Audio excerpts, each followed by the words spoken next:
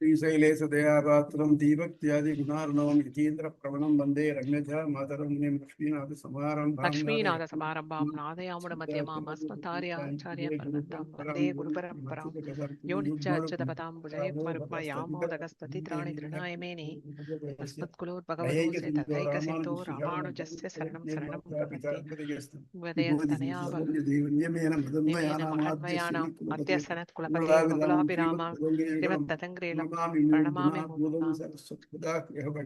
भक्तनाथ श्री भक्तिसार कुलशेखर योगी वाकान् भक्ताङ्ग्री रेणु परकाल यतीन्द्र मिश्रान् श्रीमत्पदाङ्गुरमनतोऽस्मि नित्यम् अखिल भुवन जन्म सेम गंगादिलीले विनत विविध भूत व्रात रक्षक दीक्षे सुति शिरसि विदीप्ते ब्रह्मणि श्रीनिवासे मम परस्मिन् श्रीमषि भक्तिरूपा पाराचर्य भगत्सुतां उपनिषद्योत्पत्तां साम्राज्ञ विदीपन गानार्थ संजीवनीं पूर्वाचार्य सुरक्षितां बहुमति व्याघात दूरस्थितां आनीतां तु निशाश्चरैः सुमनसो भौमा बिबन्त्यन्त्यः तस्मै रामानुजार्याय नमः परमयोगिने यत्स्रुतिस्मृतिसूत्राणाम् अन्तःस्वरम् असीसमत्. நமஸ்காரம் சுவாமி. அடியன் சொல்லுங்க. ஆமா, இப்போ நான் பிருகதாரண்ய உபநிஷத்துல ஒரு மது வித்யை அப்படின்ற ஒரு கான்செப்ட் எழுத்தாளர் ஜெயமோகன் எழுதியிருந்தாரு. வாழ்வில் தேனை உருவாக்கிக்கிறது. ஒரு தேனி இன்னொரு தேனியோட கொண்டு இருக்கிற உறவு தேனை தேடுறது, பாதுகாக்கிறது. மனிதர்கள் ஒருவருக்கு ஒருவர் அதே போன்ற மனதின் தேனால பிணைக்கப்பட்டு இருக்கிறாங்க. தேனீக்கள் தேனால் இணைந்துள்ளது போல இந்த உலகில் உயிர்கள் எல்லாம் ஒரு உன்னதமான தேனால பிணைக்கப்பட்டு இருக்கிறது. எப்பவுமே துயரம், கசப்பு இதெல்லாம் தான் நம்ம இருக்கிறோம். ஆனா இந்த மாதிரி ஒரு கான்செப்ட் அது சொல்லுது. அந்த தேனை அறியறது தான் மது வித்தை. அது ஒரு ஞான பயிற்சி. அது நம்ம ஒரு ஆச்சாரியார்ட்ட ஒரு பாடம் கேட்டு கொண்டதன் மூலம் அவர் உணர்ந்த ஒரு இனியவற்றை அந்த தேனை நமக்கு கத்து கொடுத்து அந்த ஒரு தித்திப்பை உணர செஞ்சிருக்காரு. எங்கேயோ எங்க பிறந்து வளர்ந்து எங்கெங்கயோ எல்லாம் இருந்தனமோ அவரோட ஒரு இணைப்புன்னு ஒண்ணு வந்திருக்குல்ல, இணைப்புல இருந்து அந்த தேனை அறியும் முயற்சி தான் இதுன்னு நினைக்கிறேன். சுவாமிக்கு நமஸ்காரம். நம்ம இப்போ அத்தியாயம் 4க்கு சேர்ந்திருக்கோம். முக்தன் முதல்ல புண்ணிய பாவம் எல்லாம் துறந்து திவ்யமான நுண்ணுடல் பெற்று ரஜாநதி வரைக்கும் போயிட்டு அமானுவன் மூலமாக பிரம்மத்தை அடைஞ்சிட்டான். ஒரு நிமிஷம்.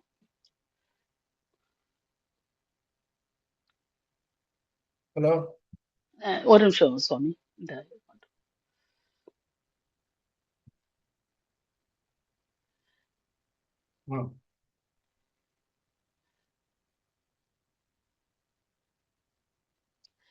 இப்போ பலாத்தியாயம், இந்த 4வது அத்தியாயம், இது இது நம்ம ஒரு 6 பாடம் இருக்குது. அதிகரணம் 151ல இருந்து 56 வரைக்கும்.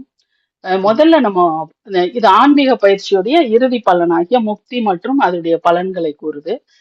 முதல்ல நம்ம பார்க்க போறது மெய்யுறு பெருக்கலாம். இதுல அது சம்பத்தியாவிர் பாவாதி கரணம் அப்படின்னு சொல்றாங்க.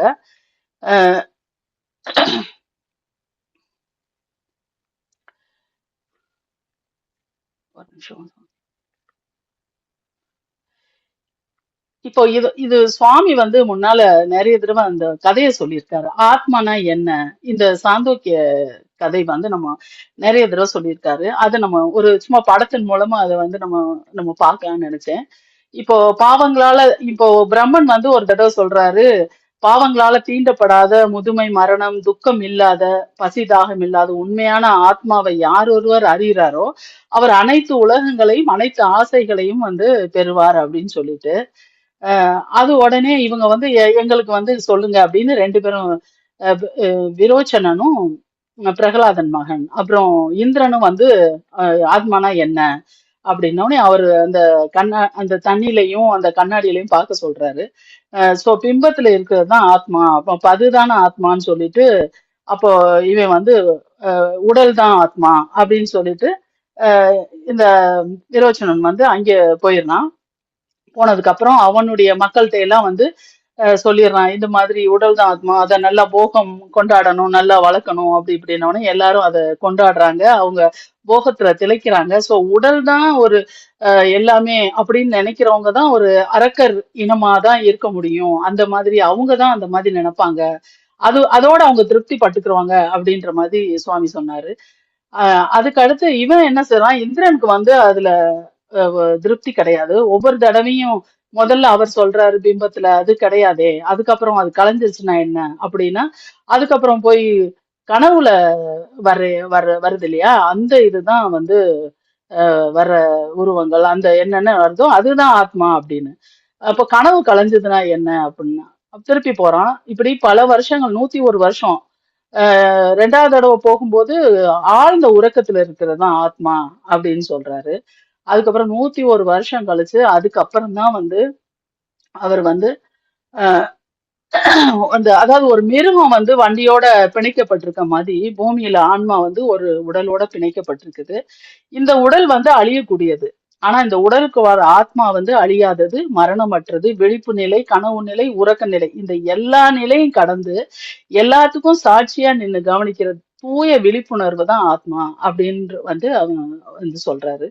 ஆஹ் அத அதை கேட்டுட்டு அவன் போறான். அது இப்போ வந்து நம்ம இதுல என்ன அப்படின்னா, நம்ம சாந்தோக்கியத்துல என்ன சொல்றதுன்னா, ஆத்மா தனது உண்மையான தெய்வீக உருவத்தை பெறுவதை பற்றி சொல்றதுனால இது வந்து மெய்யுறு பெருகலம் அப்படின்னு சொல்றது. அப்போ இவன் வந்து இப்போ இதுல வந்து ஒரு அடுத்தது வந்து 2 பாயிண்ட் சொல்றாங்க. அது ஒரு பிரம்மத்தின் ஆனந்தம், புலன்களை வென்று விருப்பங்கள் நீங்கியவனால் அடையப்படுவது, பெரும் சுவைஞனான அவனை சேர்ந்து ஆனந்தம் உடையவனாகிறான், துயர்கள் நீங்கி நிலைத்த இன்பம் பெறுதலே முக்தி என காண்கிறது. இப்படி வந்து தைத்திரியம் ஆனந்தவல்லி சொல்லுது. அதனால வர்ற சந்தேகங்கள் என்ன அப்படின்னா, மெய்யுறுனா என்ன, தேவர்களை போன்ற ஒரு உருவம் இல்லாத நிலையா, இல்லைன்னா அந்த ஆத்மா வந்து தன்னுடைய செயல்பாடை இழந்து வெறும் அமைதியான நிலையில மட்டும் இருக்குமா, இல்ல எப்பவுமே பேரின்பத்தை அனுபவிச்சுட்டு இருக்குமா அப்படின்னு கேக்குறாங்க. அத்வைத கொள்கையுடைய பார்வை என்ன அப்படின்னு பார்த்தா, ஆத்மாவுடைய உண்மையான வடிவம்ன்றது அவங்க என்ன சொல்றாங்கன்னா, ஞானம் மட்டும்தான், அறிவுதான். அறியாமை காரணமா தான் அவனுக்கு அந்த ஆத்மாவுக்கு இன்ப துன்பம் இருக்கு. அறியாமை நீங்கும் போது அது பிரம்மத்தோட கலந்துருது. அப்போ முக்தி நிலையில ஆத்மாவுக்கு தனியா தேவர் போன்ற எந்த உருவமும் கிடையாது அப்படின்னு அவங்க வந்து ஒரு உறுதியா சொல்றாங்க. கைவல்யர்களுடைய அவங்களுடைய கருத்து என்ன அப்படின்னு பார்த்தா, ஜீவாத்மா வந்து பரமாத்மாவோட முழுமையா கலந்து மறைந்து போகும் ஒண்ணு கிடையாது. அது வந்து ஜீவாத்மா தனது உடலையும் வினையெல்லாம் நீக்கிட்டு அந்த பரமாத்மன் அருகே போனாலும் அதோடைய என்னன்னா உண்மையான நிலையை சென்று அடைகிறது என்ன அப்படின்னா, அது அதுக்கே உரிய ஒரு தூய சுய ஒளியோடு விளங்கும் அது. அதுதான் வினைகள் முற்றிலும் அழியும் போது அது ஆத்மாக்கே தனக்கே உரிய தூய சுய ஒளியோடு இருக்கும் அப்படின்னு கைவல்யர்கள் வந்து அவங்க சொல்றாங்க. சோ இந்த இதுக்கப்புறம் வந்து 3 முக்கியமான சூத்திரங்களுடைய பொருள்கள் வந்து நமக்கு சொல்லப்படுது.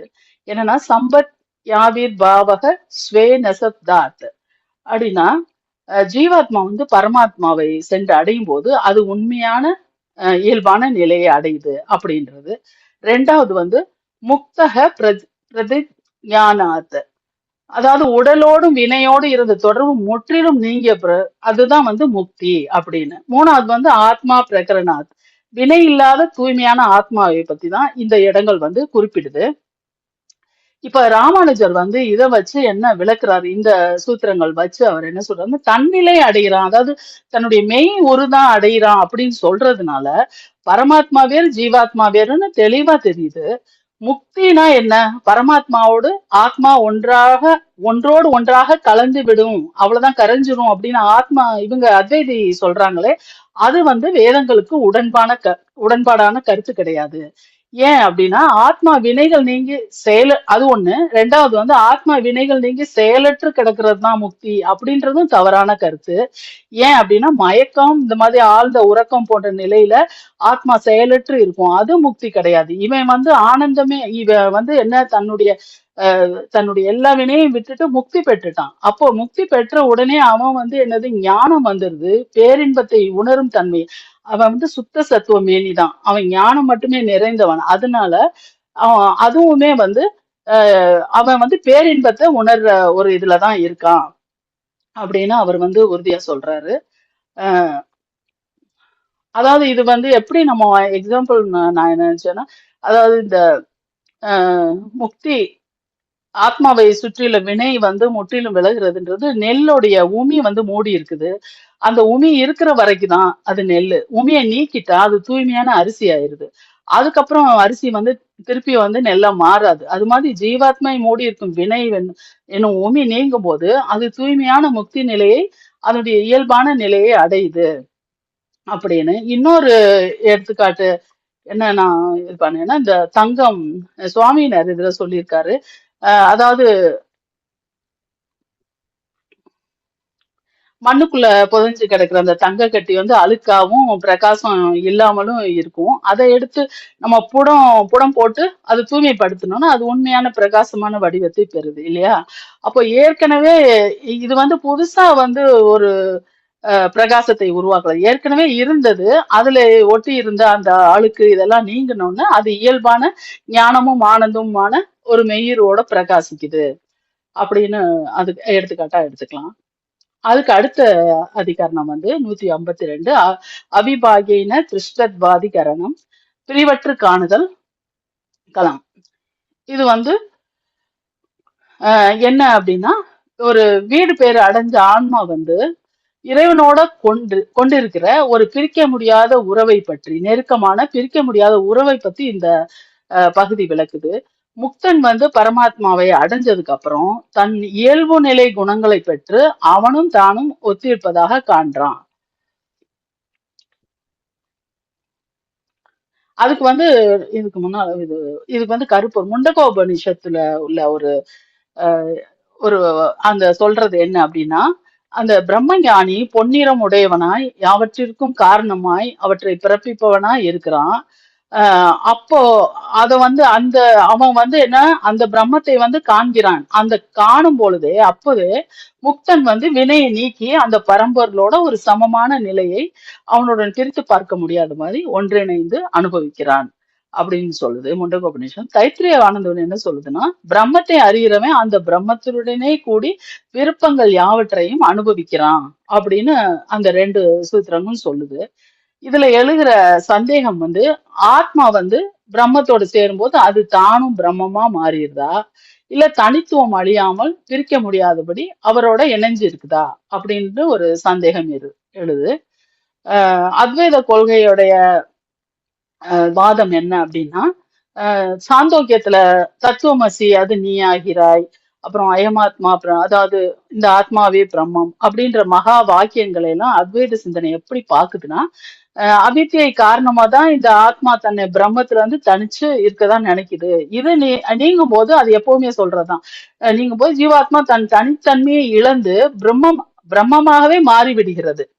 இப்போ நம்ம சதாசிவ பிரம்மேந்திரர் பாடுறாருல, சர்வம் பிரம்மமயம் ரே ரே சர்வம் பிரம்மமயம் ரே ரே சர்வம் பிரம்மமயம் அப்படின்னு அவங்களுக்கு எப்படி இருக்குதுன்னா, அந்த மாதிரிதான் எல்லாமே வந்து ஒன்னாயிரும். அதுக்கப்புறம் தனியா ஜீவாத்மா ஒண்ணு தனியா கிடையாது. எப்பவுமே தியானத்துல இருங்க, அது மோட்சத்தை நோக்கி உங்களை அழைச்சிட்டு போகும். உங்களை நீங்க அவ்வளவுதான் அதோட சேர்ந்துட்டா அவ்வளவுதான் முடிஞ்சது அப்படின்ற மாதிரி அவங்க சொல்றாங்க. இது ராமானுஜர் வந்து எப்படி வந்து ஒரு மறுக்கிறாரு அப்படின்னா, அது நீயாகிறாய் அப்படின்ற இந்த வார்த்தைகள்லாம் ஜீவனுக்கும் பிரம்மத்துக்கும் இடையே இருக்கிற பிரிக்க முடியாத தொடர்பை காட்டுதே ஒழிய ரெண்டும் ஒண்ணுன்னு எங்கேயுமே சொல்லல. உடலும் உயிரும் எப்படி தொடர்பு கொண்டதோ அந்த மாதிரி பிரம்மமும் ஜீவனும் தொடர்பு கொண்டவை. ஆனா உடம்பு உயிரும் தனித்தனி தான் இல்லையா? அதே மாதிரிதான் ஜீவாத்மாவும் பரமாத்மாவும் எப்பவுமே 2 தனித்தனி பொருள் தான். இன்னொன்னு முக்கியமான பாயிண்ட் இருக்குது இதுல. இந்த முக்தி நிலையில ஆன்மா பிரம்மத்தோட ஞானத்தை பெற்று பிரம்மத்தை காண்கிறான்னு இருக்குது. அந்த காண்கிறான்னு இருந்தாலே காண்பவன் ஒருத்தன் இருக்கணும், காணப்படுபவன் ஒண்ணு, 2 பேர் இருந்தாதான் அந்த காணுதல்ன்ற சொல்லே வரும் இல்லையா? அப்போ அந்த வார்த்தை இருக்கிறதுனால ஆன்மா இறைவனுடன் முழுமையாக கலந்து மறைந்திருந்தால் காணுதல்ன்ற சொல்லுக்கு அங்க இடம் இருக்காது. அதனால எப்பவுமே முக்தியிலும் ஜீவாத்மா தனித்துதான் இருக்குது அப்படின்னு சொல்றாரு. அதுக்கு நம்ம சுவாமி நிறைய தடவை சொல்லியிருக்காரு, ஒற்றுமை நயத்தின் ஒன்றென தோன்றினும் வேற்றுமை நயத்தின் வேறே உடல் உயிர் அப்படின்னு. அது எப்படிதான் வந்து உடம்பு உயிரும் இணைஞ்சு செயல்படுறதுனால ஒன்னா தோணினாலும் ஆராய்ஞ்சு பார்த்தா ரெண்டுமே வேற வேற இயல்புகளை உடையது. அஹ் இப்போ இந்த நமக்கு துணியும் நிறமும் மாதிரி அதையுமே சுவாமி சொல்லியிருக்காரு. ஸோ ஒரு துணியும் நிறமும் வந்து நம்ம பிரிச்சு பார்க்க முடியாது, ஆனாலும் அது வேற வேறதான் அப்படின்ற ஒண்ணு இருக்குல்ல. இதுக்கு வந்து நான் இதுல பிரபந்தத்துல வந்து அஹ் ஒரு திருக்குறுந்தாண்டகத்துல ஒரு இருக்குது. இரும்பு அனன்று உண்ட நீர் போல் எம் பெருமானுக்கு எந்த நறும்பிரல் அன்பு புக்கிட்டு அடிமை பூண்டு உய்ந்து போனேன். எப்படி இரும்புல வந்து பழுக்க காய்ச்சுற இரும்புல வந்து தண்ணி பட்டா அது காணாம போகுமோ, அது மாதிரி நான் அவனோட ஐக்கியப்பட்டேன். அதாவது இங்க ஐக்கியத்துக்காக இந்த பாட்டு எடுத்தேன். ஆனா அந்த தண்ணி வந்து சுத்தமா போறது வந்து அத்வைத கருத்து மாதிரி அது இருந்தாலும், இங்க வந்து நான் அதை எடுத்தது அவனோட ஒன்று எப்படி வந்து பிரிய முடியாம அவனோட ஒன்றிட்டான் அப்படின்றதுக்காக. அதுக்கப்புறம் இதுக்கப்புறம் வந்து என்னன்னா 2 பாயிண்ட் வந்து சொல்றாங்க. தைத்திரிய உபநிஷம், இத்தகைய அறிவை அடைந்தவர்கள் எனக்கு நிகரான பண்புகளை பெறுகிறார்கள். 2வது அவனுக்கு அஹ், இணையான குணம் எல்லாம் பேரறிவு எல்லாமே பெறாங்களே ஒழிய இறைவனா மாறி விடுறது இல்ல. அவங்களுக்கு பிறப்போ இல்ல பிரளய காலத்து அழிவோ இல்லைன்ற ஒரு பாயிண்ட் இது கடைசி இதுல சாப்டர்ல இதெல்லாம் வருது. ஆனா இங்கேயும் வந்து அத பத்தி ஒரு வார்த்தை சொல்லி வைக்கிறாங்க. இப்போ 2 பேரும் பிரியறதுக்கு சுவாமி வந்து சொல்லியிருக்காரு, உன் சுகமே என் சுகம். அந்த அந்த இவன் சுக்ரீவனையும் ராமனையும் வந்து 2 பேரும் எப்படி ரொம்ப பிரியாம இருந்தாங்க, எப்படி இருந்தாங்க அப்படின்றத வந்து அந்த பாடல் சொன்னாரு. இப்போ சீதையும் ராமனுமே சொல்லலாம், இருவராயினும் உயிர் ஒன்றாய் நின்றதே அப்படின்னு. சீதையும் ராமனும் அவாமுதல் அறுத்த சிந்தை அனகனும் அறியும் வேந்தும் உவாவுற வந்தை கூடும் உடுப்பதி இரவி ஒத்தார். பற்றுகளை அறுத்த ராமனும் சுக்ரீவனும் அமாவாசை நாளில் ஒன்றாக நின் சந்திரனையும் சூரியனையும் போல காட்சி அளித்தார்கள். 2 பேரும் ஒண்ணுக்கு ஒண்ணா இருக்காங்க, ஆனாலும் வேறதான் அப்படின்ற ஒரு கருத்து இதுல இருந்து நான் இது பண்ணிட்டேன். அடுத்த அதிகாரம் வந்து ஒரு நிமிஷம் ஒரு நிமிஷம் சொல்லுங்க சுவாமி. ஒரு சின்ன எக்ஸ்பிளனேஷன். ரெண்டும் ஒன்னாக காணப்படுறது அப்படின்னா நியாயம். இப்போ பியூர் கோல்டை வச்சு எந்த காரியம் பண்ண முடியாது. அதில் கொஞ்சம் செம்பு சேர்த்துக்கிட்டு தான் சேர்த்துக்கணும். அதனால 24 கேரட் 22 கேரட் 18 கேரட்லாம் வச்சுருக்கோம். இப்போ செம்பு தங்கத்தோட சேர்ந்து ஒரு நகையா ஆயிடுது. அப்போ அது செம்பை தனியா பார்க்க முடியுமோ? ஆனா செம்பு தங்கம் ஆயிடுமோ? ஆகாது. நீங்க சப்போஸ் அந்த நகையை திருப்பி அழிச்சு வேற ஏதாவது பண்ணணும்னு சொன்னாக்க அங்க தட்டான உள்ள முதல்ல செம்பை பிரிச்சு எடுத்துட்டு மீதி இருக்க தங்கத்துக்கு தான் அது மேல சேர்த்து போட்டு அப்புறம் பண்ணிக்குவார். அது மாதிரி ரெண்டும் ஒன்னா சேர்றதுனாக்க ஒண்ணு மாதிரியே ஆடுறதே தவிர்த்து ரெண்டும் ஒன்னா ஆயிடுறதில்ல. எல்லா ஆராய்ச்சும் பார்த்தீங்கன்னா அப்படித்தான். அதே மாதிரி இன்னும் அத்வைதிகள் நார்மலா சொல்றதுனாக்க இப்போ வெறும் தண்ணீர் இருக்கு, அது உப்பு போடுறேன், உப்பு போட்டால் உப்பு காணா போய்டுறது. இப்போ என்னாச்சு? உப்பு தண்ணீர் ஆயிடுத்து. உப்பு தண்ணீர் ஆகுமா?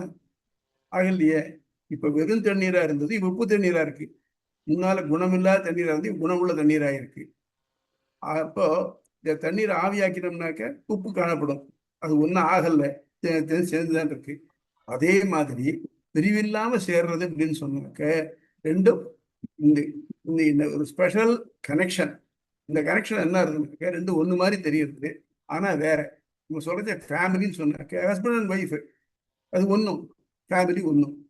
ஆனால் ஹஸ்பண்ட் ஒய்ஃபு இப்போ 2 பேருக்கு பார்த்தீங்கன்னாக்க ப்ராபப்ளி ஹஸ்பண்டுக்கு ஏதாவது உடம்பு வந்துருத்தானாக்க இவன் ஒய்ஃப் வந்து ரொம்ப சிரமப்பட்டு அவளுக்கு வேண்டியெல்லாம் பண்ணுறா, அவளுக்கு ஏதாவது அடிக்கடி பட்டுதான் இவள் பிள்ளை அழறா, இவளுக்கு எங்கே வலிக்கிறது? அது மாதிரி 2 பேரும் ஈருடல் ஓர் உயிர் அப்படின்னு சொல்ற முடியாது ரெட்டாரிக்கலா, அந்த மாதிரி இருக்கும். அதனால ரெண்டும் ஒன்னா இருக்குன்னு நாங்கள் நினைக்கிறோம். They are connected in such a way that they are not easily separable. அவ்வளோதான். இங்க வேற ஒன்றும் வேண்டாம். இப்போ எத்தனையோ அதனுடைய இதுலேருந்து ஓர்லேருந்து இது எடுக்கிறோம் இல்லையா, இரும்பாகட்டும் இதாகட்டும் மற்ற பித்தளையாகட்டும் இதாகட்டும் எடுக்கலாம் இல்லையா, அதெல்லாம் எடுக்கச்சு ரெண்டும் இரும்பும் ஆக்சிஜனும் ஒன்னா சேர்ந்து ஒன்னா இருக்கு. அப்ப அதுக்கு பேர் அயன் ஓர். அதுலேருந்து எடுத்துட்டோம்னாக்க அயன் வேற ஆக்சிஜன் வேறையா போயிடுச்சு. அது மாதிரி சேர்றதுன்னு சொன்னாக்க ஆக்சிஜன் இரும்பு ஆயிடுறது இல்லை, அது இரும்பு ஆக்சிஜன் ஆகுறது இல்லை, ரெண்டும் தனித்தனியாக தான் இருக்கு. ஆனா ரெண்டும் சேர்ந்து ஒரு புது பொருளா அந்த மாதிரி தான். அது மாதிரி அவரோட சொன்னாக்க ஆனந்தம் அடையிறச்சு அந்த ரெண்டும் ஒண்ணா இருக்கு. ஆனால் குவாலிட்டிஸ் தனித்தனியா எடுத்துனாக்க ரெண்டு வெவ்வேறையா இருக்கு அப்படிங்கிறது தான் இருக்கு. ஓகே, மேல நன்றி சொல்லுங்க. சுவாமி. ஓகே, 4வது பாதத்துல இப்போ 153வது அதிகரணம் பிரம்மாதி கரணம், பிரம்ம பண்புக்களம். இப்போ சுவாமி முந்தைய சாரி டு டிஸ்டர்ப். இந்த புது சரி. களத்துக்கு போறதுக்கு முன்னாடி அடியனுக்கு ஒரு கொஸ்டின் சுவாமி. இப்போ தேவரி சொன்ன எக்ஸ்பிளனேஷன்ல இப்போ வந்து ஆனந்தம் வந்து ஒன்னா இருக்கும்பொழுது வந்து ஆனந்தம் அப்படின்ற ஒரு வார்த்தையில அப்போ கூட ஆனந்தத்துல கூட வந்து வேறுபாடு வந்து காணுமா சுவாமி? ஐ மீன் வந்து ஜீவாத்மாவுக்கு இருக்கக்கூடிய ஆனந்தம் வேற, பரமாத்மாவுக்கு இருக்கக்கூடிய ஆனந்தம் வேற, முக்த திசைக்கு முன்னாடி அதுக்கப்புறமா முக்த திசைக்கு அப்புறமாவும் கூட வந்து ஆனந்த நிலை வந்து definitely there will be a change, minor change அப்படின்னு இருக்கா சுவாமி? இல்ல இது எப்படி புரிஞ்சுக்கிறது சுவாமி? சரி. இப்போ இமேஜின் ஒரு பெரிய கல்கண்டு மலை இருக்கு, அதை நிறைய எறும்புகள் போய் கடிக்கிறது. ஓகே இந்த சுவாமி. எறும்புல என்ன பண்ணுனாக்க அது எவ்வளவு எடுக்குமோ அவ்வளவுதான் எடுக்க முடியாது இருக்கு. அது ரொம்ப சந்தோஷமா தான் எனக்கு இருக்கு. ஆமா. ஆனா முழுக்க அந்த அந்த கல்கண்டு மலை முழுக்க ஒன்னே சாப்பிட முடியுமோ? முடியாது இல்லையா? சுவாமி இந்த டெஃபினெட்லி. மாதிரி நம்ம எல்லாரும் போய் பிரம்மத்தை அனுபவிச்சாலும் பிரம்மம் தன் அனுபவம் குறையாம அப்படியே இருந்துட்டு இருக்கு. சகசநாமத்துல அதோக்ஷஜகான்னு ஒரு திருநாமம் இருக்கு. அதோ ஆமா. நக்ஷீயதே எஸ்ய சகா அதோக்ஷஜகா. இமேஜின் ஒரு பெரிய நீர்நிலை, ஒரு பெரிய அது அமிர்தத்தாலே ஆனக்கு ஒரு நிலை, ஒரு கடல். உலகத்துல எல்லா பிராணிகளும் இண்டிவிஜுவலா, செவர்லயே வேண்டாம், ஒரு இண்டிவிஜுவலா எல்லாம் வந்து அதுல கவுந்திருந்து அமிர்தத்தை குடிக்கிறது. இந்த அமிர்தத்தை குடிக்கிறச்சு எல்லாத்துக்கும் நல்ல அனுபவம் ஏற்படுது. அமிர்தம் சாப்பிட்ட அனுபவம் ஏற்படுது. இப்போ சாப்பிட்டா அந்த அந்த அந்த லெவல் இறங்கிட்டே வரணும் இல்லையோ? இறங்கல, அப்படியே இருக்கு. அதோ நாக்ஷியத்தை கீழ் நோக்கி அது குறைவதில்லை. அந்த மாதிரி அவன் தன்னுடைய அனுபவத்தை எல்லாருக்கும் தரானே ஒழிய தான் தன் அனுபவம் என்னைக்கு அவனுக்கு இருந்துட்டு இருக்கு. ஏன்னா அவன் ஸ்வராட்டு. ஸ்வராட்டுனா தன்னை தானே அறிந்தவன், தன்னை உடையவன். இப்ப இவாளுக்கெல்லாம் ஆத்மாக்களுக்கெல்லாம் அவனை அனுபவிக்கிறதுனால இன்பம் வருது. ஆனால் அவன் அந்த அனுபவமாகவே அவன் இருக்கிறதுனால அவனுக்கு தெரிய வேற இன்பம் வரணும் தேவையில்லை. அந்த இன்பம் இவாளுக்கு வராது. அது மட்டும் இல்லாம உலகத்துல எத்தனை ஜீவராசிகள் இருக்கோ எல்லாத்துக்கும் என்னென்ன இன்பங்கள் வருதோ அதெல்லாம் சேர்ந்து மொத்தமா இருக்குது அவனுக்கு. அதை போல 3 பங்கு இதெல்லாம் சேர்ந்து 1/4 பங்குதான். அதை போல இன்னும் 3 பங்கு அவங்ககிட்ட இருக்கு. அதனால நம்ம பொறுத்தமட்டில் நம்ம எவ்வளவு முடியுமோ அவ்வளவு அவனை அனுபவிச்சுக்கணும். ஆனா பிரம்ம அனுபவம் தான் சொல்லியா? இதுல பகவத்கீதையில இல்லையா, நதி நீர் போயிட்டே இருக்கு, எவ்வளவு போகுது, தாகம் எவ்வளவு குடிக்க முடியும் அவ்வளவுதான் குடிக்க முடியும். நம்ம ஆத்மாவுடைய கெப்பாசிட்டி எவ்வளவோ அந்த அளவுக்கு நம்ம பிரம்மத்தை நன்கு அனுபவிக்க முடியும். பரவாயில்ல, சந்தேகம் இல்லை. அது பிரம்மத்துல அனுபவம் தான். ஆனா அனுபவிச்சு தீர்க்க முடியும்னா முடியாது. கிளியரா சுவாமி சுவாமி? புரிஞ்சது சுவாமி. கிளியர் சுவாமி, புரிஞ்சது சுவாமி. அடிதாசன் சுவாமி. நீ கண்டினியூ பண்ணுங்கம்மா. ஓகே, இப்ப 4வது பாதம் கேக்குதா சுவாமி? கண்டினியூ பண்ணுங்க. ஓகே ஓகே, இன்னும் இப்போ வந்து பிரம்மாதி கரணம், இது பிரம்ம பண்பு களம். இப்போ இது என்னன்னா முன்னால உள்ள அந்த களத்துடைய அதோடைய தொடர்ச்சியா தான் வருது. இது ஆன்மா முக்தி அடைந்த நிலையில இந்த ஆய்வு இருக்கு இல்லையா? இப்போ ஒவ்வொருத்தவங்க ஒன்று சொல்லி இது சில முனிவர்களுடைய கருத்து இங்க வந்து ஆராயப்படுகிறது. இப்போ பிரஜாபதியுடைய கருத்து அவர் என்ன சொல்றாருன்னா, அந்த சாந்தோக்கியத்துல வந்து வருது, முக்தி பெற்ற ஆன்மா வந்து பாவமற்றவன், மூப்பற்றவன், இறப்பற்றவன், பசி தாகம் இதெல்லாம் இல்ல, அவன் விரும்பிய உலகங்களையும் விருப்பங்களையும் அடைகிறான் அப்படின்னு பிரஜாபதி சொல்றாரு. பிருகதாரண்யத்துல என்ன சொல்லுது அப்படின்னா, ஒரு உப்பு கட்டி எப்படி வந்து உள்ளும் புறமும் வந்து உப்பாவே இருக்கோ அது போல ஆன்மாவும் ஞானமாகவே, அதாவது சைதன்யமாகவே இருக்குது அப்படின்னு விளக்குது. மேலும் ஞானம் மட்டும்தான் ஆன்மாவுடைய நிலை அப்படின்னு சொல்லுது. இப்ப இதுல நிலவும் சந்தேகம் என்ன? அதாவது ஆன்மாவுடைய உண்மையான நிலை என்ன? பிரஜாபதி கூறும் குணங்களை உடையதா, இல்ல பிருகதாரண்யகம் கூறும் சுத்த ஞான வடிவா அப்படின்றது இப்போ இந்த ஒரு சந்தேகம். இதுல ஜெய்மினி வந்து இவர் ரிஷியோடைய கருத்து என்னன்னா, அவர் முக்தி அடைஞ்ச ஆத்மா வந்து பிரம்மத்தை மாதிரியே பிரம்மத்துக்கு என்னென்ன கல்யாண குணங்கள் இருக்குதோ, எண் குணங்கள் இருக்குதோ, அது வந்து அதை வந்து இந்த ஆத்மா வந்து அடைகிறது. அது அந்த 8 உன்னத குணங்கள் வந்து சாந்தோக்கிய உபனிஷத்திலேயே வந்து சொல்லப்பட்டிருக்குது அப்படின்னு. அபக அதான் அந்த சுவாமி அடிக்கடி இதை சொல்லுவாரு.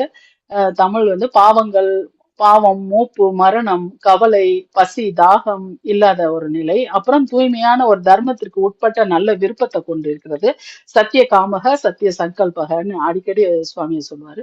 நினைச்ச மாத்திரத்திலே அவனுடைய விருப்பங்கள் எல்லாத்தையும் நிறைவேற்றிக்கிற ஒரு பேராற்றல் நிலை. இப்போ இத வச்சு ஆவுடலோமி ரிஷி என்ன சொல்றாருன்னா, முக்தி நிலையில ஆத்மா வந்து அறிவு ஞான மயமாதான் இருக்குது அப்படின்னு, அதுதான் அவருடைய கருத்து அப்படின்னு அவர் சொல்றாரு. பாதராயணர் என்ன சொல்றாருன்னா, மேற்கூறிய 2 நிலையுமே வந்து முக்தி நிலைக்கு பொருந்தும். அதாவது ஞானமும் இருக்குது, இதோட அந்த எண் குணங்களும் இருக்குது, இதுல எந்த முரண்பாடும் கிடையாது அப்படின்னு அவரு விளக்குறாரு. ராமானுஜர் இத இவங்க சொல்றத வச்சு அவர் என்ன சொல்றாரு அப்படின்னா, ஒரு விளக்கு வந்து தன்னையும் பிறவற்றையும் விளக்குற மாதிரி, அந்த எல்லா தன்னையும் பிறவற்றையும் அந்த ஞானமுடைய ஆத்மா வந்து அறிவு மயமா இருந்தாலும் அவன்கிட்ட 8 வகை குணமும் இருக்குது. சத்திய காமக சத்திய சங்கல்பக அந்த இயற்கையிலே இருக்குது. இதுக்கு உதாரணம் என்னன்னா உப்பு கட்டியை வச்சு அவர் திருப்பி சொல்றாரு. ஒரு உப்பு கட்டிய நிறம் வந்து கண்ணாலும் தொடுதல் உணர்வு விரலாலும் சுவை நாவாலும் அறியப்பட்டாலும் அவை அனைத்தும் ஒரு பொருளை தானே குறிக்குது. அது மாதிரி ஆத்மாவும் இந்த எண் குணங்களையும் கொண்டதா இருக்குது. ஆத்மாவுடைய மெய்நிலை என்றது என்ன? ஞானம் பிளஸ் 8 பண்புகள். இது ரெண்டும் வந்து ஒரு சேர பெற்று விளங்குறதுதான் முக்தி நிலை அப்படின்னு அவர் வந்து நிறுவுறாரு. அது திருவாய்மொழியில வந்து ஒரு பாடல், நல்ல பாடல் அது. அவர் அத உயர்வர உயர் நலம் உடையவன், அந்த இப்படிப்பட்ட ஒரு நற்பண்பு, இதுக்கு மேல ஒரு நல்ல பண்பு இல்லைன்ற மாதிரி அவன் வந்து அவனுக்கு அவ்வளவு உயர்வர உயர் நலம் அந்த மாதிரி குணங்கள் உடையவன் அப்படின்னு. அது நான் கொஞ்சம் பாடுறேன். உயர்வர உயர் நலம் உடையவன் எவன் அவன், மயர்வர மதிநலம் அருளினன் எவன் அவன், அயர்வரும் அமரர்கள் அதிபதி எவன் அவன், துயரரு சுடரடி தொழுதழன் மனனே. அந்த தன்மை, இந்த பிரம்மம் வந்து எல்லையற்ற கல்யாண குணங்களையும் அந்த தீமைகளற்ற தன்மையையும் கொண்டுள்ளது. இந்த மாதிரி நம்மளுடைய இந்த துன்பத்தை நீக்கி உண்மையான ஆன்ம ஞானத்தையும் பக்தியையும் அருள்பவன் அவன்தான். பிரம்மத்துடைய ஞான வடிவத்தை காட்டுகிறது. அயர்வரும் தேவர்கள் அதிபதி, சோர்வோ பிறப்போ இறப்போ இல்லாத நித்திய சூரியர்களுக்கும் தேவர்களுக்கும் தலைவன், அவனுடைய திருவடிய சரணடைகிறதுதான் முக்தி அப்படின்ற பொருள் இந்த பாடல் வருது. அதுக்கு அடுத்த அதிகரணம் சங்கல்ப அதிகரணம், தன்முனைப்பு களம். முக்தி அடைஞ்ச ஒரு ஆன்மாவுடைய செயல்பாடு இதுல வந்து கண்டறியப்படுது. இதோடைய ஆற்றல் என்ன, அதோடைய விருப்பங்கள் என்னன்றது வந்து இந்த அதிகரணம் விளக்குது. களத்தினுடைய நோக்கம் வந்து பரமாத்மாவுக்கு நிகரான நிலையை அடைஞ்ச ஒரு முக்தன் வந்து விருப்பத்தினாலேயே அவனுடைய சங்கல்பத்தை எல்லாம் நிறைவேற்றிக்கிற முடியுமா அப்படின்றத இது ஆராயுது. இதோடைய கருப்பொருள் வந்து சாந்தோக்கியத்திலேயே வந்து 2 இடத்துல சொல்லி இருக்கிறது. அதாவது பிரம்மத்தை அடைஞ்சவன் வந்து அங்கு விளையாடுறான், உண்கிறான், விருப்பங்களை அடைந்து மகிழ்கிறான் அப்படின்னு கூறுது. இன்னொரு இடத்துல அவன் தன் முன்னோர்களை காண நினைத்தால் அவனது வெறும் எண்ணத்தாலே அவர்கள் அவன் முன் தோன்றுவார்கள் அப்படின்னு ரெண்டு தடவை வருது. இப்ப இதுல எழுகிற சந்தேகம் என்ன? முக்தன் அடையும் இன்பம் வந்து அவன் சொந்த விருப்பத்துல மட்டும் நடக்குதா, இல்ல இன்னொரு மற்றொன்றோடைய உதவி நமக்கு அதுக்கு தேவையா அப்படின்றது. இப்ப இதோடைய தீர்வு இந்த சூத்திரங்கள் வந்து கொடுத்திருக்காங்க. என்னன்னா, சங்கல்பாதேவ தச்ருதே, முக்தன் அடையும், அதாவது வேதங்கள் கூறுற மாதிரி அவன் தன் விருப்பத்தாலேயே அனைத்தையும் அடைகிறான். அதை ஏவ ச அனன்யாதிபதி, அவன் தனக்குத்தானே தலைவன், சர்வ சுதந்திரம் உடையவன். அவனுக்கு மேல ஒருத்தவங்க ஆணையிடவோ இல்ல உதவி செய்யவோ வேறொருவர் தேவை கிடையாது அப்படின்றது. இப்ப இதுக்கு ராமானுஜர் என்ன விளக்கம் கொடுத்திருக்கிறாரு அப்படின்னா, முக்தி நிலையில ஆத்மா வந்து பரமாத்மாவுக்கு இணையான நிலை அடையுது. அப்போ வந்து இறைவன் அதாவது பரம்பொருள் மாதிரியே அதுக்கும் தவறாத முனைப்புடைமை அப்படின்ற ஒரு பண்பு இருக்குது, சத்திய சங்கல்பக இல்லையா? அதனால அது எதை நினைக்குதோ அது அப்படியே நடக்கும். அதுக்குரிய ஆற்றல் அதுக்கு கிடைக்குது. முக்தாத்மா தன் விருப்பத்தாலேயே எல்லாவற்றையும் பெறுகிறான் அப்படின்னு அவர் வந்து உறுதிப்படுத்துறாரு. இப்போ இது வந்து இந்த ஒரு கதை சுவாமி அடிக்கடி இதை சொல்லியிருக்காரு. வந்து துரியோதனுடைய தூண்டுதல்னால துர்வாசர் வந்து இங்க திரௌபதிட்ட வந்து, அதாவது அவங்க எல்லாம் சாப்பிட்டு எல்லாம் மூடி கழுவி மூடி வச்சாச்சு அந்த அக்ஷய பாத்திரத்தை. அப்போ இவர் வந்து அந்த நேரத்துல வந்து கேக்குறாரு என்ன பண்றதுன்னு. அப்போ கிருஷ்ணனை துதிக்கும் போது அவன் வந்து அதுல ஒட்டி இருக்கிற ஒரு பருக்கையும் ஒரு கீரை துணுக்கையும் எடுத்து அவன் சாப்பிடுறான். அவன் சாப்பிட்டோன்னா அவனுக்கு எல்லாம் கல்யாண சாப்பாடு சாப்பிட்ட மாதிரி எல்லா மக்களுக்கும் வந்து வயிறு நிறைஞ்சிருது. அப்போ இவரு ஐயோ என்ன சாப்பாடு வாங்க இந்த மாதிரி கல்யாண சாப்பாடு சாப்பிட்ட மாதிரி இப்படி வயிறு நிறைஞ்சிச்சு, இவ்வளவு திருப்தி ஆயிருக்கே பூரண திருப்தின்னு. சரி இவங்க வந்தா சாப்பாடு கொடுத்துருவாங்களோன்னு பயந்துட்டு எங்களுக்கு பசி இல்லைன்னு சொல்லிட்டு உணவு கேட்காமலே அமைதியா போயிடுறாங்க. சோ அந்த மாதிரி ஒரு எண்ணங்களாலே அவன் நினைச்ச அந்த ஒண்ணு நினைச்சு அவன் சாப்பிட்டு எனக்கு வயிறு நிறைஞ்சதுன்னு அவன் நினைச்ச உடனே உலக மக்களுக்கெல்லாம் ஒரு திருப்தி வந்த மாதிரி அதே ஒரு நிலை வந்து இவன் நினைச்ச மாத்திரத்துல அவனுடைய முன்னோர்களை பார்க்கலாம். அவன் என்ன நினைக்கிறானோ அது வந்து எண்ணத்தாலேயே நிறைவேற்றி கொள்கிற அந்த அந்த பரம்பொருளுடைய ஒரு கூறு வந்து இவனுக்கும் அது வந்து சித்திக்குது அப்படின்னு நான் புரிஞ்சுக்கிட்டேன். இப்போ கருட சேவையை பார்க்கணும், சுவாமி இதை சொன்னார் இந்த பாயிண்ட். கருட சேவை பார்க்கணும் அப்படின்னு நினைச்சானா அவனுக்கு அப்படியே ஒரு பார்த்த நிறைவை வந்து கொடுக்கும் அப்படின்னு. அதுக்கப்புறம் ஒரு பாடல் வந்து நான் பார்த்தேன், முதல் திருவந்தாதி பாடல்ல பொய்கை ஆழ்வார். அதுல வந்து அந்த அனந்தாழ்வன் இவன் இவன் யாரு கருடன், கருடன் தானே? ஆமா அனந்தாழ்வன்னா கருடன். ஆமா ஆமா சேஷன், ஆமா சரி ஆமா அவன் வந்து ஆமா ஆதிசேஷன் வந்து அவன் அந்த பாடல் சென்றால் குடையாம் இருந்தால் சிங்காதனமாம் நின்றால் மரவடியாம் நீழ்கடலுள் என்றும் புனையாம் மணி விளக்காம் பூம்பட்டாம் புல்கும் மனையாம் திருமார்க்கு அதாவது ஒரே முக்தன். இப்ப நம்ம ஒரே முக்தன் பல இதை எப்படி எடுக்க முடியும், இந்த மாதிரி பல இது செய்ய முடியுமா, பல சங்கல்பத்தினால அது மாதிரி பல வடிவத்தை எடுக்கிறானா அப்படின்னா அதுக்கு இது சொல்ற. அவன் நினைச்சானா அவன் நித்திய சூரி, அவன் அவன் அவன் நின்னானா கொடையா மாறுவான், அவனுக்கு அவன் வெண்கொற்ற கொடையா மாறுவான். பெருமாள் வந்து அவன் உட்கார்ந்துருந்தா அதுக்கு வந்து சிங்காதனமா மாறுவான்.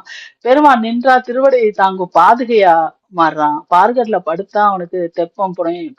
இப்படி படுக்கையாகவும் அணையாகவும் மணி விளக்காகவும் பூம்பட்டாகவும் அவனே வந்து அவனுடைய சங்கல்பம் வந்து இது மாதிரி இவனுக்கும் அது வந்து சித்திக்கும் கட்டாயம்.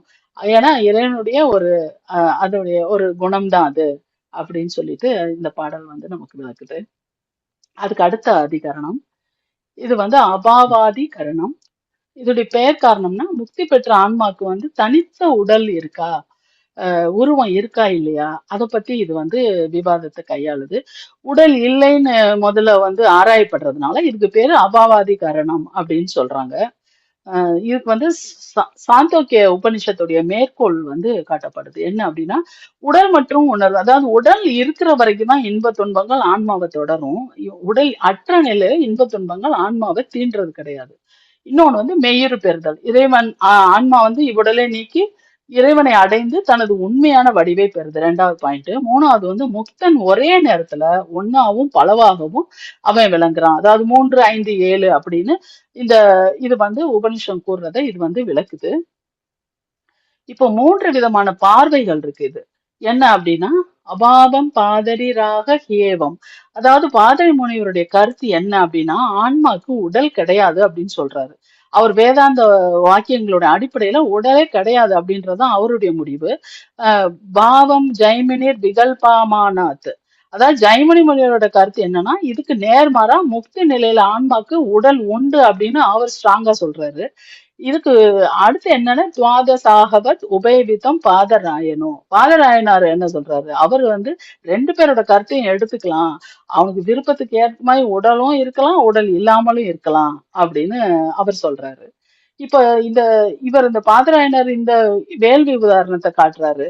என்ன அப்படின்னா இந்த துவாதசாக வேள்வியில வந்து இந்த பல எஜமானர்கள் சேர்ந்து செய்யும் போது சத்திரம்னு சொல்றோம், ஒரு எஜமானர் செய்யும் போது அகீனம்னு சொல்றாங்க. இப்போ ஒரே வேள்வி எப்படி சூழலுக்கு ஏத்த மாதிரி ரெண்டு வகைப்படுதோ அதே மாதிரி முக்தனோட நிலையும் இருவிதமா உடலோட இருக்கலாம், உடல் இல்லாமலும் இருக்கலாம் அப்படின்றதுதான். அதுக்கப்புறம் என்னதுன்னா தன்ம பாவே சந்தியவர் உபபதே. கனவு நிலை, அதாவது நான்காம் சூத்திரத்தை என்னன்னா, நம்ம கனவு காணும் போது நமக்கு ஸ்தூலமான உடம்பு இருக்குது இல்ல, ஆனா நம்ம மனம் இல்ல ஆன்மா, அங்குள்ள பொருள், உணவு எல்லாமே வந்து நம்ம உண்மையாவே அனுபவிக்கிறோம். அதே மாதிரி முக்தன் வந்து உடலற்று இருக்கும் போதும் பரமாத்மாவுடைய அருளால, அவனுடைய தூய எண்ணத்தினால, அந்த சங்கல்பத்தினால அனைத்து பேரானந்தத்தையும் அவன் அனுபவிக்க முடியும். அஞ்சாவது என்னதுன்னா, பாவே ஜாக்கிரத்வத். உடல் உண்டுனா விழிப்பு நிலை, அதாவது விழிப்பு நிலை உடல் இருக்குதுன்னு வச்சுக்கோங்க, அப்போ விழிப்பு நிலை போல நேரடி அனுபவத்தை அவன் பெற முடியும். அதுக்கடுத்து பிரதீபவதா வேசஸ் ததாகி தர்ச யதிஹி. அப்படின்னா ஒரு விளக்கு எப்படி ஒரு இடத்துல இருந்துகிட்டு தனது ஒளியால சுற்றில எல்லா இடத்தையும் நிரப்புற மாதிரி ஜீவன் தன்னுடைய தர்மபூத ஞானத்தினால எல்லா இடத்துலயும் நிறைஞ்சு அனுபவிக்க முடியும். அடுத்து ஏழாவது என்ன இந்த சூத்திரம் என்னன்னா, சுவாபியாய சம்பத்தியோர் அந்நியதரா பேக்ஷமாவேஷ. ஆழ்ந்த உறக்கம் இல்ல மரண நிலையில உள்ள ஜீவனை பத்தி உபனிஷத்துக்கள் கூறுவது முக்தி அடைந்த ஜீவனுக்கு பொருந்தாது.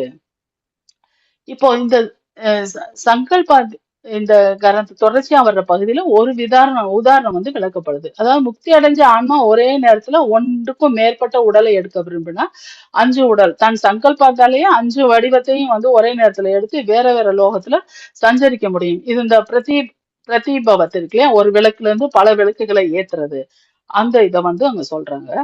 இப்ப ராமானுஜர் இதெல்லாம் வச்சுட்டு அவர் என்ன விளக்கம் கொடுக்குறாரு அப்படின்னா, வேதங்கள்ல வந்து இருவிதமாவும் சொல்லப்பட்டதுனால உடல் இருக்குன்னு சொல்லுது, உடல் இல்லைன்னு அதனால இது ரெண்டையுமே நம்ம வந்து எடுத்துக்க முடியும். ஆன்மா தனது உடல் கொண்டோ இல்லாமலே இருக்கலாம். இன்னொன்னு என்னன்னா, ஒருவன் கனவு நிலையில மனதால் பொருட்களை படைப்பது போலவும் விழிப்பு நிலையில கருவிகள்லாம் கொண்டு பொருட்களை படைப்பது போலவும் ஜீவனால அனுபவிக்க முடியும்.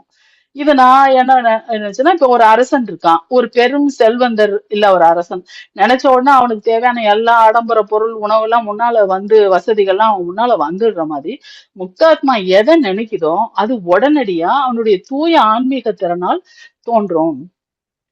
இப்ப இதுக்கு வந்து இன்னொன்னு வந்து இந்த வார்த்தை வந்து வருது பிருகதராணியத்துல ஒரு இடத்துல, முக்தி நிலையில் புறத்திலோ அகத்திலோ எதையும் அறிவதில்லை அப்படின்னு. அப்போ அவன் அறிதலையும் அறிவையும் இழந்து விடுகிறான்னு தான் நம்ம வச்சுக்கணும். அப்ப அந்த நிலையில மேல சொன்ன எல்லா அனுபவமும் இல்லைன்னு ஆயிருமே அப்படின்னு கேக்குறாங்க. அதுக்கு ராமானுஜர் வந்து திரும்ப வந்து ஒரு விளக்கு சொல்றாரு. முக்தி நிலையில் புறத்திலோ அகத்திலோ எதையும் அறிவதில்லை என்று சொல்றது வந்து அது ஆழ்ந்த உறக்கம், இந்த மாதிரி சுசுப்தி, மயக்கம், மரணம், இந்த நிலையில வந்து ஜீவாத்மா தனது வெளி உணர்வை இழந்து பரமாத்மாவோட இணைஞ்சிருக்கு. ஆனா முக்தி நிலையில ஆன்மா முழுமையான ஞானம் இருக்கிறதுனால மேற்கூறிய உணர்வற்ற நிலைகள் முக்தி நிலைக்கு சுத்தமா பொருந்தாது. அதனால இது வந்து இதை நம்ம எடுத்துக்க தேவையில்லை அப்படின்னு அவர் சொல்றாரு.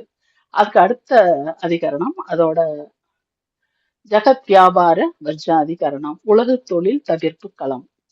இது வந்து நம்ம இந்த களம் வந்து கொஞ்சம் பெருசு, ஆனா இதுல நம்ம ஏற்கனவே நம்ம படிச்சதுதான் இதுல எல்லாமே திரும்ப வரும். அதை நம்ம இன்னொரு தடவை பாக்குறது மூலமா நம்ம வந்து ரெஃப்ரெஷ் பண்ணிக்கலாம். இதுல வந்து முதல்ல இப்ப இதுல மெயினா என்னன்னா, இதுல வந்து வேற்றுமை, அதாவது இது வரைக்கும் சமமா ஒத்த உணர்வு அடைகிறான், ஞானம், ஆனந்தம், அதுக்கப்புறம் எல்லா குணங்கள் எல்லாமே நம்ம பார்த்தோம், எல்லாம் உருவம் செயல்பாடுகள் எல்லாம் பார்த்தோம். ஆனா என்னப்பா அப்போ ரெண்டுக்குமே வித்தியாசமே கிடையாதா அப்படின்னா நிச்சயமா இருக்குது.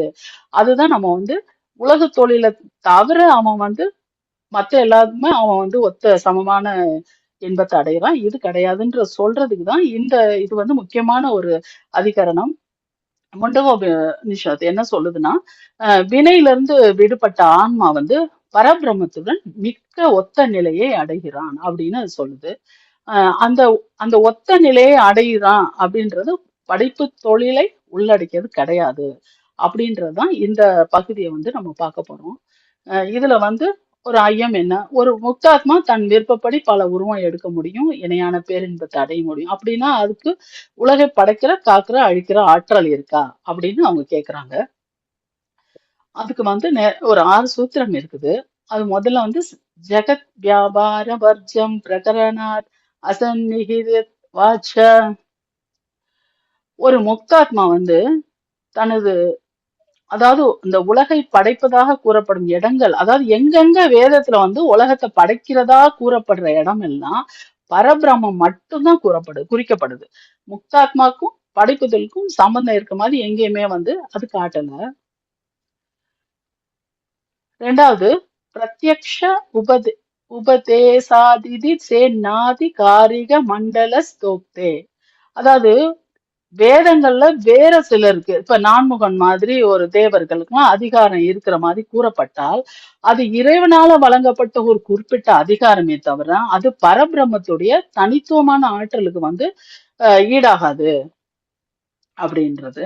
அப்புறம் மூணாவது என்னன்னா, விகாராவார்த்தி சததாஹி ஸ்திதிமாக.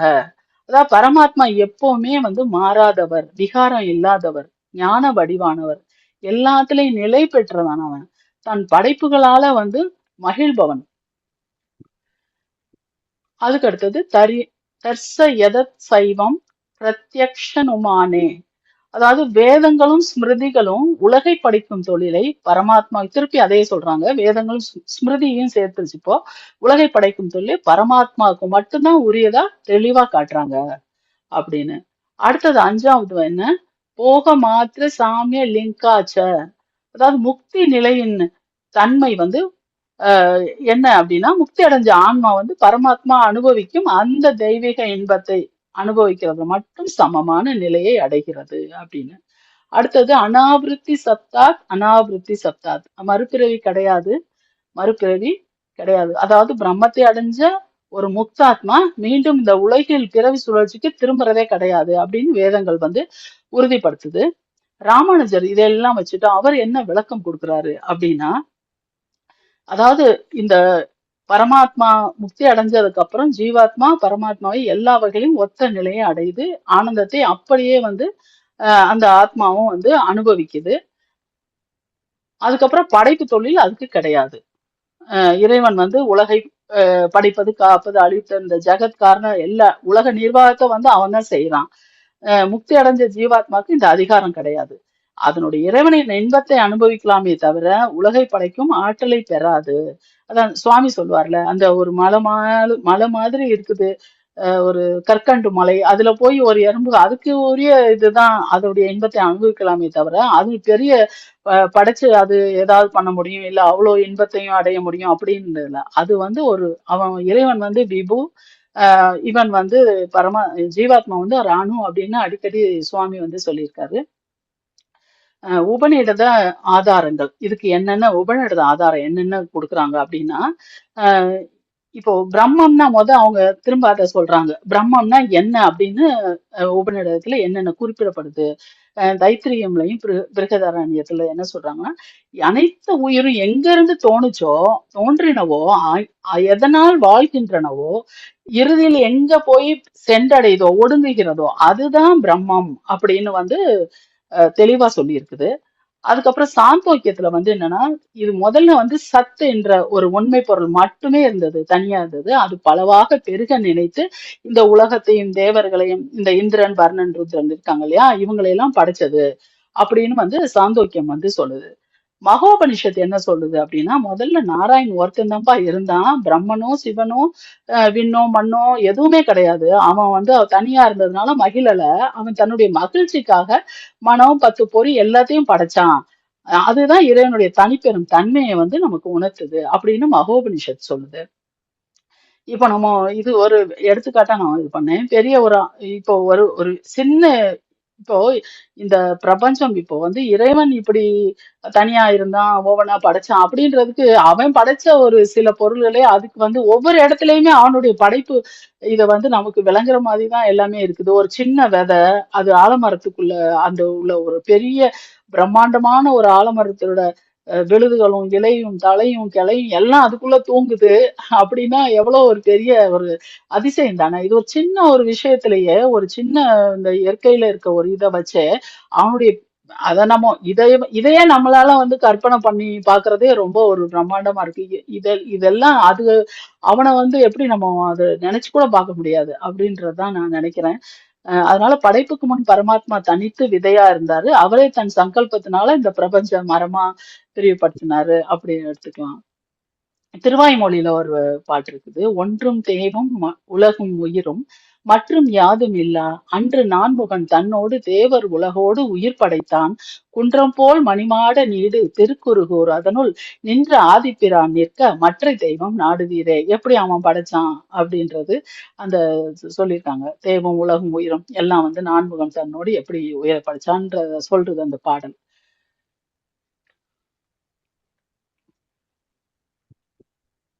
அடுத்தது பிருகதாரண்யம் வந்து அடுத்தது என்ன?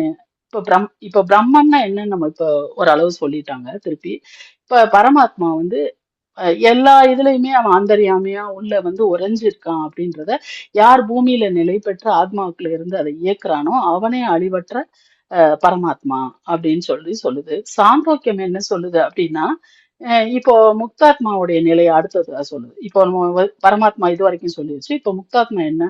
இது விடுதலை பெற்ற நிலை. அதாவது முக்தி அடைஞ்சதுக்கு அப்புறம் அது தன் யாரும் கட்டுப்பாடு கிடையாது. அவன் நினைச்சதை பண்ணலாம். அவன் விரும்பிய உலகத்துக்கு போய் விரும்பிய உருவத்தை எடுத்து இன்பங்களை அனுபவிக்க முடியும் அப்படின்னு. தைத்திரிய ஆனந்தவல்லி என்ன சொல்லுதுன்னா, இவன் வந்து பிரம்மாவை போல உயர் பதவியில இருக்கிறவங்க மாதிரி இறைவனால் வழங்கப்பட்ட அதிகாரத்தோட அந்தந்த உலகத்துல இன்பத்தை நுகரலாம்.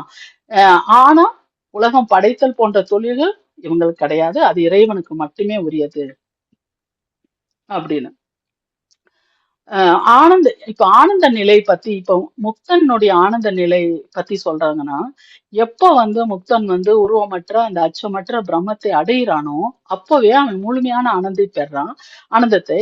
இந்த உலகம் எல்லாமே இறைவனுடைய இது, எல்லாமே அவனை சார்ந்தே இருக்குது அப்படின்னு தைத்திரியமும் சொல்றதுனால, இப்ப முக்தி அடைஞ்ச ஆன்மா இறைவனோட அருளால எல்லா இன்பத்தையும் அடையுது.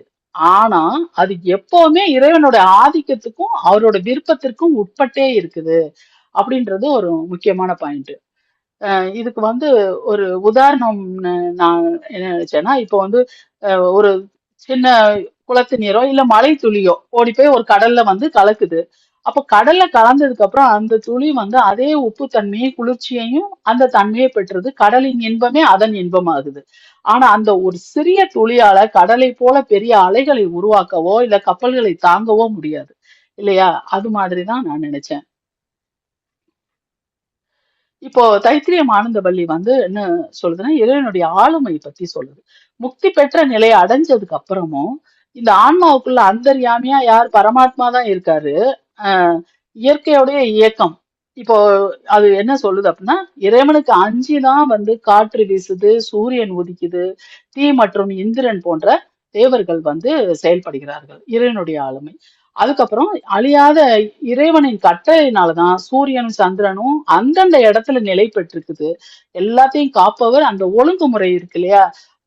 எல்லா அந்த உயிரினங்கள் தலைவன் காப்பவன், தர்மத்தை நிலைநிறுத்துறவன், ஒரு அணை, தர்மத்தை நிலையத்தும் ஒரு அணை போல ஒரு ஒழுங்கை வந்து ஏற்படுத்துற ஒரு முக்கியமான ஆளுமையா வந்து இறைவனை வந்து அந்த இது சொல்லுது. அது பகவத்கீதையுடைய சான்று என்ன? இதுல பகவத்கீதை வந்து இந்த இதுல வந்து நிறைய முக்கியமான ஒரு பாயிண்ட்லாம் நிறைய சொல்லுது. அதுல வந்து என்னன்னா, அதாவது இறைவனுடைய தூண்டுதனால இந்த மூலப்பிரகிருதி வந்து அசைது, அதன் மூலம் உலக பொருள் உருவாகுது. அப்போ எல்லாமே உலகத்துல மாறிட்டே இருக்குது. அர்ஜுனன்ட்ட சொல்றாரு பகவான் கிருஷ்ணர் வந்து, இறைவன்கிட்ட வந்து இறைவனுடைய மிகச்சிறிய பகுதி தான் இந்த முழு உலகத்தையுமே வந்து தாங்கி நிற்குது அப்படின்னு. அதுக்கப்புறம் அடுத்து என்ன சொல்றாருன்னா, இப்போ இறைவனை மட்டுமே, அதாவது பக்தி யோகத்தால வழிபடுறவரு இயற்கையுடைய 3 குணங்களை கடந்து பிரம்ம நிலையை அடைகிறான். இறைவனின் வாக்கு அழியாத நிலையான அறநெறி பக்தியால் அடையப்படும் உன்னத இலக்குக்கும் ஞானி வழிபாட்டிற்கும் நானே தான், அதான் நானே ஆதாரமா இருக்கேன் அப்படின்னு சொல்றான். அது மட்டும் கிடையாது, இந்த உலகமும் அதில் கிடைக்கிற வந்து இன்ப அனுபவமும் என்னுடைய விளையாட்டு தான், என்னுடைய லீலை தான். முக்தி பெற்ற ஆன்மாக்கு உலகத்தை படைக்கும் தொழில் மட்டுமே கிடையாது. மற்றபடி என்னோட எல்லா இதுலயும் அவன் வந்து அனைத்து திறமையும் அவனுக்கு பொருந்தது அப்படின்னு அவர் சொல்றாரு. இப்போ இந்த பாடல் வந்து நான் நினைச்சேன், கம்பராமாயணத்துல உலகம் யாவையும் தாமுளவாக்கலும் நிலை பெறுதலும் நீக்கலும் நீங்களா அலகிலா விளையாட்டுடையாரவர் தலைவர் அன்னவர்க்கே சரணாங்களே. இந்த பிரபஞ்சத்தை படைக்கிறது, காப்பது, அழிப்பது இந்த முத்தொழிலையும் பிரம்மம் தன்னுடைய சங்கல்பத்தினால செய்து இவன் வந்து அழகிலா விளையாட்டு உடையவன். பிரம்மத்துக்கு எந்த பசி தாகம் எதுவும் கிடையாது. அவனுக்கு ஒரு விளையாட்டு தான் தவிர தன் தேவை நிறைவு செய்யறதுக்காக இல்லை, இல்லையா? அப்படிப்பட்ட அவனை, அந்த பரம்பொருளை நம்ம ஜீவாத்மாக்கள் சரணடைய வேண்டும் அப்படின்னு. அதுக்கப்புறம் வந்து பரமாத்மானா அனைத்து வல்லம். இப்போ வந்து ஒரு சந்தேகம் வருது, பரமாத்மா எப்பா எவ்வளவு ஒரு சர்வ சக்தனா இருக்காரு, இவர் இப்படி இருக்கும்போது சரி முக்தி அடைஞ்ச ஒருத்தனை திருப்பி அவருடைய அதிகாரத்தை பயன்படுத்தி திரும்ப இந்த பூவலகத்துக்கு அந்த பிறவி சூழலை வந்து செஞ்சிட மாட்டாரா, திறக்கு செஞ்சிட மாட்டாரா அப்படின்ற வந்து ஒரு டவுட் வருது. அப்போ இது என்ன சொல்றாருன்னா ராமானுஜர், இது தேவையில்லாத சந்தேகம் அப்படின்றாரு. சாந்தோக்கிய உபநிடதம் என்ன சொல்றதுன்னா, அதாவது பிரம்மலோகத்தை அடைஞ்ச ஒரு ஆத்மா வந்து மீண்டும் பூமிக்கு திரும்பாது, இது முக்தி நிலையோடைய நிரந்தர தன்மையை வந்து உறுதிப்படுத்துது. அடுத்தது பகவத்கீதை என்ன சொல்லுது அதை பத்தி அப்படின்னா, ஒரு முறை பிரம்மத்தை வந்து உலகத்தை அடைஞ்சவங்க மீண்டும் வந்து திரும்பி போறது கிடையாது. ஏன் அப்படின்னா அதுக்கு முழுமையான ஞானம் கிடைச்சிருச்சுப்பா, இனி வந்து பிரம்மத்தை தவிர வேற எதுலயுமே அவனுக்கு விருப்பம் ஏற்படாது அப்படின்னு அவர் சொல்றாரு. இன்னும் கீதையில இன்னும் மேல என்ன சொல்றான்னா, இப்போ ஒரு பாடல் இருக்குது, அதாவது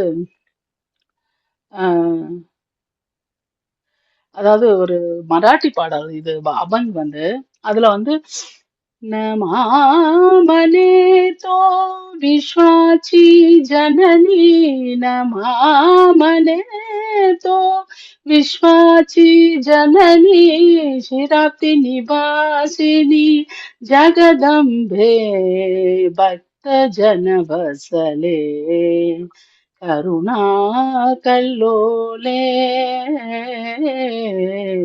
करुणा कल्लोले पांडुरंगे पांडुरंगे पांडुरंगे पांडुरंगे भक्त जन वसले அப்படின்னு வரும். அந்த பாடல என்ன அர்த்தம் நான் இந்த வரி பாடினதுக்கு, அதாவது இந்த இறைவன் வந்து ஒரு தாயை போல, இவன் வந்து சாதாரண ஆள் கிடையாது, அவன் வந்து ஏதோ ஒரு இறைவன் பக்தன் அப்படி கிடையாது, தாயை போல நம்ம அந்த உலகத்தை வந்து படைச்சவன். அவனை வந்து நம்ம அவன் ஒரு ஜெகதம், ஒரு தாயை போல நம்ம, அப்ப அவ்வளவு ஒரு கருணை உள்ள, கருணா கல்லோலைன்னு சொன்ன இல்லையா, ரொம்ப கருணை உள்ளவன் அவன். அந்த மாதிரி ஒரு ஆத்மாவுக்கு ஏன் அந்த மாதிரி ஒரு நெருப்பாடு, அதாவது சாதாரண ஒரு காஃபி டீயே நம்மளால விட முடியல, எல்லாத்தையும் விட்டு இந்த ஒரு கன்னட ஒரு பாடல் இருக்கு, தாசர் பாடல், அதுல வந்து என்னோட தாய் தந்தை மனைவி குழந்தைகள் எல்லாத்தையுமே நான் விட்டுட்டு நான் எல்லாத்தையும் விட நான் ரெடியா இருக்கேன், ஆனா உன்னுடைய பாதத்தை சரண் அடைகிறதுக்கு நான் வந்து அதுக்கு மட்டும்தான், நீ என்னைய விட்டுட்டு போயிடாத, நான் எல்லாத்தையும் விட்டுட்டு நான் வந்துடுறேன், ஆனா நீ என்னைய விட்டுட்டு நீ போக கூடாது அப்படின்னு அந்த மாதிரி சொல்ற. இப்படிப்பட்ட ஒரு முக்தன் வந்து, நெருப்பாற்றை கடந்து வர்ற ஒரு முக்தன் வந்து இங்க வந்ததுக்கு அப்புறம் அவனுக்கு வேற விருப்பம் வந்து ஏற்படுறதுக்கு வந்து வாய்ப்பே கிடையாது. அவன் நிச்சயமா அவனும் போக மாட்டான், இந்த இறைவனும் வந்து அவனை வந்து நிச்சயமா அனுப்ப மாட்டான். ஏன் அப்படின்னா இவன் என்ன சொல்றான் அப்படின்னா, ஹலோ யார் பேசுறா? ஓகே ஓகே, அந்த இதுல பகவத்கீதையில சாரி ஓகே, இப்போ வந்து அதனால இந்த மாதிரி ஒரு விருப்பத்தோட இப்படி வந்த ஒரு முக்தாத்மாவா ஒரு விருப்பத்தோட வந்து காப்பாரை தவிர பிறவி துயர்ல வந்து தள்ள மாட்டாரு அப்படின்றதான் வந்து இந்த அதாவது முக்தி அடைஞ்ச ஆத்மாக்கள் மீண்டும் இந்த உலகில் பிறவி சுழற்சிக்கு ஒருபோதும் திரும்பி வர்றதில்லை அப்படின்றத இது வந்து உறுதிப்படுத்துது. இப்போ அங்கேயே இருக்கிறது, அவன் என்ன சொல்றான், கிருஷ்ணன் வந்து அர்ஜுனன் என்ன சொல்றான், என்னோட இணைஞ்சிருக்கிற ஞானி வந்து எனக்கு ரொம்ப ரொம்ப பிரியமானவன் அப்படின்னு சொல்றான், எனக்கு ரொம்ப பிடிக்கும். இப்போ ஒரு குழந்தை வந்து ஒரு தாயும் குழந்தைய வந்து தொலைச்சிட்டான்னு வைங்களேன், அவங்க எங்கெங்கயோ போய் திரிஞ்சு திருப்பி அந்த அவன்கிட்டே வந்து சேருதுன்னா அதுக்கப்புறம் அந்த தாயையும் குழந்தையும் பிரிக்க முடியுமா? அந்த மாதிரிதான். ஏன்னா அந்த வந்த ஞானி வந்து வாசுதேவனே எல்லாம் எனக்கு அப்படி அப்படிப்பட்ட ஒரு மகாத்மா கிடைக்கிறது எனக்கு அரிது. அதனால நான் வந்து அவன் மேல வந்து நான் ரொம்ப ஒரு பிரியம் வச்சிருக்கேன். அவன் என் மேல பிரியம் வச்சிருக்கான். அதனால என்னைய துதிக்கிற எல்லாம் நல்லவங்க தான். ஆனா அந்த 4 வகை மக்கள்ல அந்த கடைசியில இருக்கிறானே அந்த ஞானமுள்ள அந்த ஞானி, அவன் என்னோட உயிர் மாதிரிப்பா. அவன் வந்து வாசுதேவனே எல்லாம் அப்படின்னு என்னைய வந்து சரணடைஞ்சிட்டான். அப்படிப்பட்ட மகாத்மா கிடைக்கிறது ரொம்ப ரொம்ப அரிது. அதனால அதனால இறைவன் அதனால அவன் மேல நான் ரொம்ப இணையற்ற அன்பு நான் கொண்டிருக்கேன் அப்படின்னு சொல்லிட்டு அவர் வந்து சொல்றாரு. அத வந்து நம்ம வந்து இதை எடுத்துக்கலாம். அதனால நிச்சயமா வந்து எங்கேயாவது ஒரு விதிவிலக்கு இருக்கலாம். அவருடைய அவதார நோக்கத்துக்கோ இல்ல ஒரு சரணாகதி தத்துவத்தை விளக்குறதுக்கோ எங்கேயோ ஒரு விதிவிலக்கா ஒரு வசிஷ்டர் இல்ல வியா இவ அவர் பேர் என்ன பீஷ்மர் அந்த மாதிரி அனுப்பிடலாம். ஆனா நிச்சயமா ஆனா இதுல இருந்து என்ன சொல்லணும்னா அவன் முக்தி அடைஞ்ச ஆத்மா திருப்பி வர்றது கிடையாது. அவனுக்கு வந்து அவன் இறைவனுடைய சமநிலையான அந்த ஒரு 8 கல்யாண குணம், ஆனந்தம், ஞானம் எல்லாம் கிடைக்குது. ஆனா அவனுக்கு ஒரே ஒரு வித்தியாசம் தான், அவனுக்கு இறைவனை போல படைத்தல் காத்தல் அழித்தல்ன்ற அந்த அதிகாரம் மட்டும்தான் கிடையாது. மத்தபடி அவனுக்கு எல்லாமே இருக்குது. அவன் என்ன பண்ணுவான் இங்க அவனுக்கு எப்படி ஒரு இசை கலைஞன் இருக்கான், அவன் போய் ஒரு குருட்ட போய் கத்துக்கிறான்னா அவனுக்கு சேவை செய்யறதுல எல்லையற்ற மகிழ்ச்சி இருக்கும். அவருக்கு வந்து அவன் அது ஒரு சுமையா நினைக்க மாட்டான் இல்லையா? அதுதான் ஒரு நித்திய கைங்கரியம் பண்ணணும், முக்தி அடைஞ்சிட்டான் அந்த இறைவனுக்கு செய்யற தொண்டுலயே அவன் வந்து ரொம்ப ரொம்ப சந்தோஷமா இருப்பான். அந்த ஆத்மா வந்து ரொம்ப சந்தோஷமா இருக்கும். அது வந்து அந்த திருத்தொண்டுலயே வந்து திளைத்திருக்கும். இப்போ இது வந்து இந்த நித்திய கைங்கரியம் வந்து முடிவற்ற திருத்தொண்டுல இது வந்து ஒரு உயர்வான ஒரு முடிவற்ற திருத்தொண்டன்றது இது ஒரு ஆத்மாவின் உயர்ந்த நிலையா வந்து கருதப்படுது. இப்போ இது நூலின் நிறைவு. இதோட வந்து இந்த 4ஆம் பாதம் முக்தி பாதம் நிறைவடைஞ்சிருச்சு. ஒரே ஒரு இது நான் சொல்றேன். சோ இந்த அளவுக்கு எனக்கு இத பத்தியெல்லாம் எதுவும் தெரியாது. 2வது நீங்க எல்லாம் ஒரு பக்தி இதுல இந்த மாதிரி ஒரு வணங்குறதுல எல்லாம் ஒரு வந்திருக்கீங்க உங்க சின்ன வயசுல இருந்து. எனக்கு உருவமே இல்ல கடவுளுக்கு அப்படின்றது. அப்போ இதுல நமக்கு உருவம் இல்லாத ஒரு இது நோக்கி தான் நம்ம போறோம். சோ அதனால எனக்குமே அது நெருக்கமா தான் இருக்கு.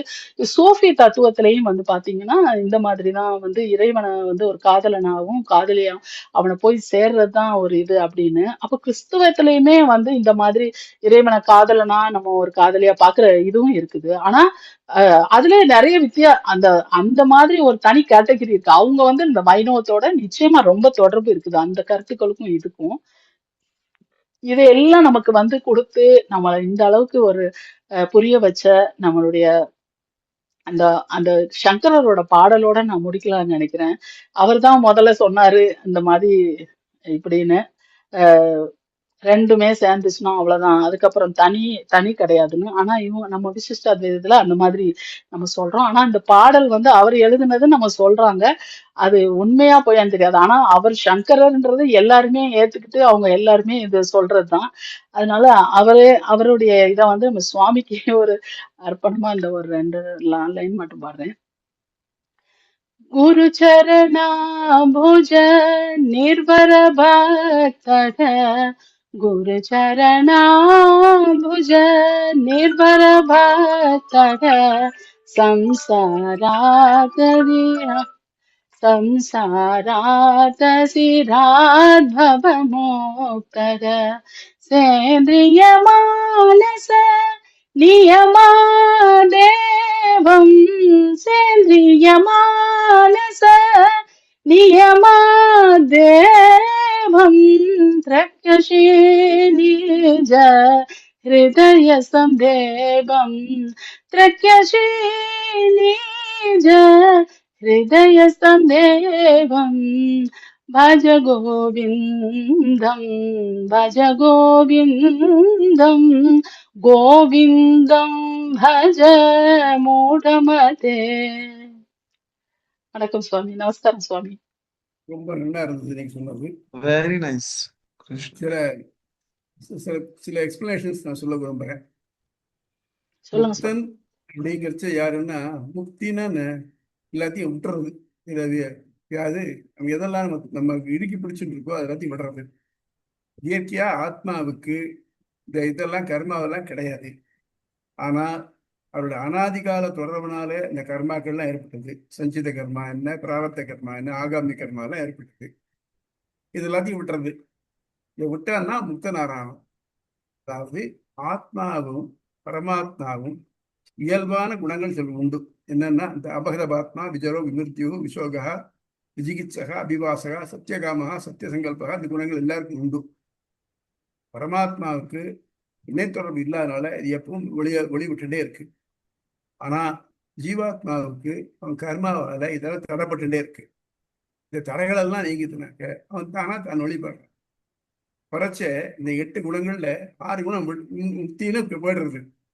அமரபாத்மாவிலிருந்து விமிருத்தி யுகத்துல போயிடுறது. ஆனா சத்தியகாமகா சத்தியசங்கல்பாங்கிறது அங்க போய் வருது. சத்தியகாமகா சத்தியசங்கல்பாங்கிறது எவ்வளவு வருது? சத்தியகாம விருப்பம் நிறைவேறணும், எதையும் செய்யக்கூடியவன் அப்படின்னு சொல்றது. உன்னுடைய லிமிடேஷன் என்ன அப்படிங்கிறத இந்த இதனுடைய நோக்கம். அப்போ இவனால உலகம் படைக்க முடியுமானா முடியாது. ஏன் முடியாது? உலகத்துல பாத்தீங்கன்னாக்க எல்லாம் கான்ட்ரவர்ஷியலா இருக்கு. ஒண்ணுக்கு ஒண்ணு. இவன் படைச்சா ஒரு மாதிரியா படிக்க முடியும். அதாவது மானையும் படைச்சு புலியும் படைக்கணும்னாக்க எவ்வளவு நடுநிலையாளா இருக்கணும். அது அவனாலதான் முடியும். அதே மாதிரி ஒவ்வொரு பொருளையும் அதாவது அகணித கடனா சாமர்த்தியம் உள்ள அவனுக்கு உள்ளது. அவனால இந்த ரெண்டு என்ஸையும் படைக்க முடிஞ்சு அதை பார்க்க முடியும். இவன் அது ஒரு ஸ்பெக்டேட்டரா இருந்து பார்த்துக்க முடியுமே தவிர்த்து இவனால் தானா செய்ய முடியாது. அது மட்டும் இல்லாம இப்ப இவனால் முடியறதுன்னு வச்சுக்கோங்க. முதல்ல ஆரம்பிச்ச சாங்கியம் சொன்னா ஒரு முக்தன் மண்ணா இருக்கட்டுமே, உலகத்தையே பரமாத்மாவுக்கு என்ன வேலை இல்லையே, முக்தனை பண்ணக்கூடாது. உலகத்துல எத்தனையோ முக்தர் இருக்கா, ஒருத்தத்துல ஒரு உலகம் படைப்பாள. அது மாதிரி படைக்கிறவன் ஒருத்தன் இருக்க முடியுமே தவிர்த்து பல பேர் இருக்க முடியாது. அப்போ சரி, இதான சொல்லணும்னாக்க ஒரு பெண்ணுக்கு பல பேரோட தொடர்பு இருந்தாலும் ஒரு குழந்தைக்கு ஒரு அப்பந்தான் இருக்க முடியும். அந்த மாதிரி இவனுக்கு முத்தமட்டில் ஒத்தந்தான் படைக்க முடியும். இந்த படைக்கக்கூடியவன் எல்லாம் தெரிஞ்சவனா இருக்கணும். அதாவது இந்த மாதிரி அகணித கடுமையான சாமர்த்தியம் உள்ளவனா இருக்கணும். அது கிடையாது இவனுக்கு. சத்தியகாமகா சத்தியசங்கல்பா தன் நிலவில் படைச்சிக்க முடியுமே தவிர்த்து இதெல்லாம் பண்ண முடியாது. ஏன் நிலைய மிந்திக்கிறமா ஹவுஸ் ஒய்ஃப் நிறைய பேர் இருக்கா, அவள் நிறைய அவளுக்கு வேண்டிய சன்னா சமைச்சிக்க முடியும். முடியும். அவளால வச்சு 100 பேருக்கு தலையப்படுனா முடியுமா? அவளால முடியாது. அந்த மாதிரி ஒரு ஸ்பெஷலான பவர் உள்ள அவனுக்கு தான் இருக்கு. ரைட்டு. அப்படிப்பட்டவன் என்ன பண்றான், ஒரு முக்தன் வரமாட்டானான்னு பார்த்துட்டு இருக்கோம். இப்போ சர்ச் ஃபார் கோல்டுன்னு இதுல வருது, வாட்ஸ்அப்லாம் பார்த்தீங்கன்னா வருது. இதுல நாட்ஜுவல்லாம் வருது. கிட்டத்தட்ட 20 டன் மண் எடுக்கிறாங்க ஒரு இடத்துல இருந்து.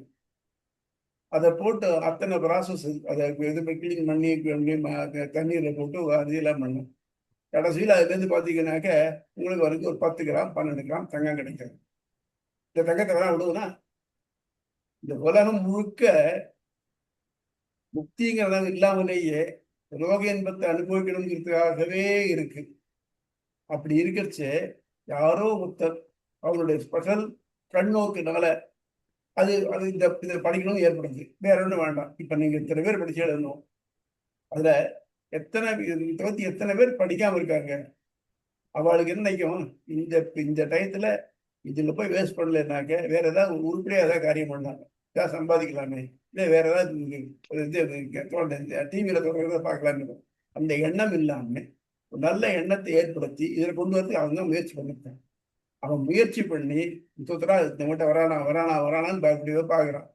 அப்படி இதுல ஏற்பட்டு இது மேல மேல மேல விருத்தி அடைஞ்சு கடைசியில முக்திங்கிற நிலைக்கு வந்த உடனே விடுவனா இவ்வளவு சிரமப்பட்டவன். அதுதான் வைஷ்ணவாச்சாரியன் சொன்னா கிருஷிகன்னு சொல்றோம். கிருஷிகன்னா விவசாயி. ஒரு விவசாயி என்ன பண்றான், ரொம்ப சிரமப்பட்டு உழுது விதை விதைச்சு அதை ஜாக்கிரதையா பாதுகாத்து களை எடுத்து வயிறாலாம் பண்றான். கடைசியில நெல் கிடைச்சதுன்னா அந்த தானியம் விளைஞ்ச உடனே அது எவ்வளவு ஜாக்கிரதையா பாதுகாத்துக்குவான். அந்த மாதிரி நம்ம எத்தனை பேர் வரான் பார்த்துட்டு. அதே விவசாயி ஒரு வருஷம் திடீர்னு அதிகமா மழை பெஞ்சது, அதிவிருஷ்டி அனாவிருஷ்டி, மழையே பெய்யல, போயிடுச்சு. சரி இது போயிடுத, இனிமே வேண்டாம் விவசாயத்தை விட்டு போலான்னு போறோம்னா இல்லையே, திருப்பி பண்றான் இல்லையா. அதே மாதிரி இவனும் உலகத்திலையும் திருப்பி படைச்சு யாராவது 1 2 ஏதாவது ஒரு ஆத்மா வராத நமக்கு அப்படின்னு காத்துட்டு அப்படிப்பட்ட ஒரு ஆத்மா வந்துட்டான்னாக்க அவனை போற்றி பாதுகாப்பானுடைய விட மாட்டான். இங்க இதுல வந்து பைபிள்ல ஒரு ஸ்டோரி இருக்கு, ப்ராடிகல் சன் கேள்விப்பட்டிருக்கு. ஒரு அப்பாவுக்கு 2 பிள்ளைகள். மூத்த பிள்ளை ரொம்ப நல்லவன், அப்பா சொன்னபடி கேட்டு வேலை வயல் வேலையெல்லாம் பார்த்துட்டு நல்லா இருக்கான். 2வது பிள்ளை அப்பாவோட சண்டை போட்டுட்டு தன் சொத்தை பிரிச்சுக்கணும் வாங்கிட்டு போயிட்டான். வெளியூர் போய் கண்ணாபண்ண செலவழிச்சுட்டு ஒண்ணுமே இல்லாம திண்டாடி ஒரு பிச்சைக்கார மாதிரி வீட்டுல வந்து நிற்கிறான். இந்த நிக்கிறச்சு அப்பா அவரை கூட்டு மகிழ்விச்சு அவனுக்காக தி ஃபேட்டட் காஃப்னுட்டு அதுல இதை விருந்து வைக்கிறார். அப்போ மூத்தவர் கேட்கிறான், இந்த மாதிரி பண்றாங்க, இப்போ என்னை நோக்கி வந்திருக்காங்க இல்லையா, இவனை நான் திரஸ்காரம் வேணாம் விட்டுட்டேன்னாக்க இன்னும் வீணா கெட்டு போகணும். இப்ப நல்லா என்ன பண்றேன்னா அந்த மாதிரி யாராவது ஒருத்தன் இதுல இருந்து திருந்தி வந்தான்னாக்க அவன் விடக்கூடியவனே அல்ல, அவனை ஏற்றுக்கூடியவன். நம்ம ஏன் இன்னைக்கு இதனால் அவன் எடுத்துக்கிறேன்னாக்க அது வந்து ஒரு ரத்தனமானது நல்ல சேத்துல சொந்தி இருந்தது தெரியல, இப்ப அது ஒளி வளர்ச்சி அதை எடுத்துட்டு போனோம். அந்த மாதிரி அங்கேருந்து போன முத்தனை ஒரு நாள் அவன் திரும்பி பண்ண முடியும். ஆனால் அப்பாயின்ட் பண்ணலாம், அங்கே போனதுக்கு அப்புறம் அவன் வேலை கொடுத்து அப்பாயின்ட் பண்ணலாம்.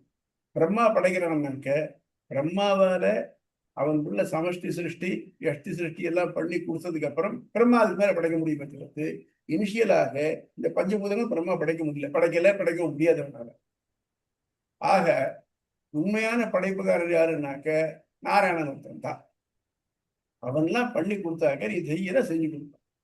அதே மாதிரி நம்ம வீட்டுல எல்லாம் பாத்திரங்கள் அடுப்பு மளிகை சாமான்லாம் இருந்ததுக்கு அப்புறம் பண்ணாக்க யாராவது பண்ணுவான். ஆனா ஒருத்தர் இனிஷியலாவே அடுப்பு கிடையாது, அடுப்பு போட்டுக்கணும். அப்புறம் வந்து மளிகை சாமான் கிடையாது, போய் வாங்கிட்டு வந்துக்கணும். பாத்திரங்கள் கிடையாது, இருக்கிற பாத்திரம் வச்சு மேனேஜ் பண்ணணும். இதெல்லாம் பண்ணக்கூடிய எத்தனை காலம் முடியும்? யாராவது ஒருத்தர் 2 பேரெல்லாம் பண்ண முடியும், மற்ற பேரெல்லாம் முடியாது. அந்த மாதிரி சாதாரண லௌகீகத்துக்கு எவ்வளவு பிரச்சனையா இருக்கு, உலகம் கூட படைக்கிறதுக்கு எப்படி இருக்கும். அதனால படைக்கும் தன்மை அவன் ஒருவனுக்கே உள்ளது. மற்ற பேர்லாம் என்ன பண்ணாங்க, அவனுடைய ஆணைப்படி அவனுடைய ஆணை நிறைவேற்றுகிறாளே தவிர்த்து அவளால் இனிஷியலா படைக்க முடியாது. அவளுக்கு இதெல்லாம் இருந்ததுன்னா அவள் செய்வாள். அதனால அதெல்லாம் அவனுடைய இது ரோக வியாபார வர்க்கம் அவனது. அதே மாதிரி அவன் வந்துட்டான், இவ்வளவு தேடி எடுத்து நம்ம இதா எடுத்து வச்சுக்கான திருவாழி மோதிரம் தேடி எடுத்தா திருவாழி மோதிரத்தைன்னு சொல்லுவாள். அந்த மாதிரி அது தேடி எடுத்தா இல்லையா, விடுவானா எந்த பொருள் காணாம போய் திரும்பி கிடைச்சோ அது ரொம்ப வேல்யூபிளா தோணும் நமக்கு. அந்த மாதிரி அவன் நம்ம ஆத்மாக்கள் இந்த ஆத்மா வந்து சேர்றோம், ஆஹா வந்து சேர்ந்து ரொம்ப சந்தோஷம் அப்படின்ட்டு அதை எடுத்து தங்கிட்ட வச்சுக்கோ, கீழே விட மாட்டோம். அதனால யோக வியாபார வர்த்தியங்கள் மட்டுமல்ல நச்சபுனராவர்த்தத்தை நச்சபுனராவர்த்தத்தை திரும்ப திரும்ப அனுப்புதல் இல்லை என்பது முக்கியமான ஒன்று. ஆகவே ஒரு வழியா நம்ம இந்த சீவாஷியங்கிற ஒரு இரும்பு கடலையே எப்படியோ ஓரளவுக்கு விநியோகிக்கலாம். அது அது பகவத் சங்கல்பம் தான், அது எப்படி நடந்ததுன்னு தெரியாது, இதாக இருந்திருக்கு. இவ்வளவு பேர் வந்து கேட்டது இல்லையா, அது எனக்கு ரொம்ப பெருமையா இருந்தது. இவ்வளவு இன்ட்ரெஸ்டா இத்தனை பேர் இருக்காளே. நான் நினைச்சிட்டு இருந்தேன் இதெல்லாம் யாருக்கு வரப்போற, இது போய் யாரு கேட்க போற, இது ஒரு ட்ரை பிலோசபி சப்ஜெக்ட் அப்படின்னு நினைச்சிட்டு இருந்தேன். கேட்கறதுக்கு இத்தனை பேர் வந்திருக்கேளே, அதுவே பெரிய சந்தோஷம் இருக்கு. அது மட்டும் இல்லாம இதுல பண்ண கொஞ்சம் கொஞ்சமா டெவலப் பண்ண பாருங்க. எல்லாம் ஓவர் நைட் வராது. Rome was not built overnight. அதனால கொஞ்சம் கொஞ்சம் டெவலப் பண்ணீங்கன்னாக்க உங்களுடைய ஆத்மா தனித்தனியா நமக்கு பர்சனல் லைஃப்லேயே நிறைய உபயோகம் இருக்கு. ஏன்னா நான் பார்த்துருக்கேன், அதனால உங்களுக்கு இருக்கும்னு நினைக்கிறேன். யாம் பெற்ற இன்னும் பெருக கொஞ்சம் கோபம் குறையிறது, இதுக்கும் பெருசா அலட்டிக்காம இருக்கிறது, இதெல்லாம் நடக்கும். இதை பண்ணுங்க. யாராவது இது எல்லாத்தையும் மேல படிச்சுட்டு ஒரிஜினல் படிக்கணுங்கிற எண்ணத்தோட போனீங்கன்னாக்க அது நான் பண்ணின புண்ணியம். Okay, very nice. சுவாமி, நம்ம வந்து கன்க்ளூட் பண்றதுக்கு முன்னாடி திருப்பி ஜஸ்ட் ஒரு இந்த சத்திய சங்கல்ப அதை பத்தி ரொம்ப அழகா சுவாமி நீங்க விவரிச்சேல், அது நல்லா புரிஞ்சுது.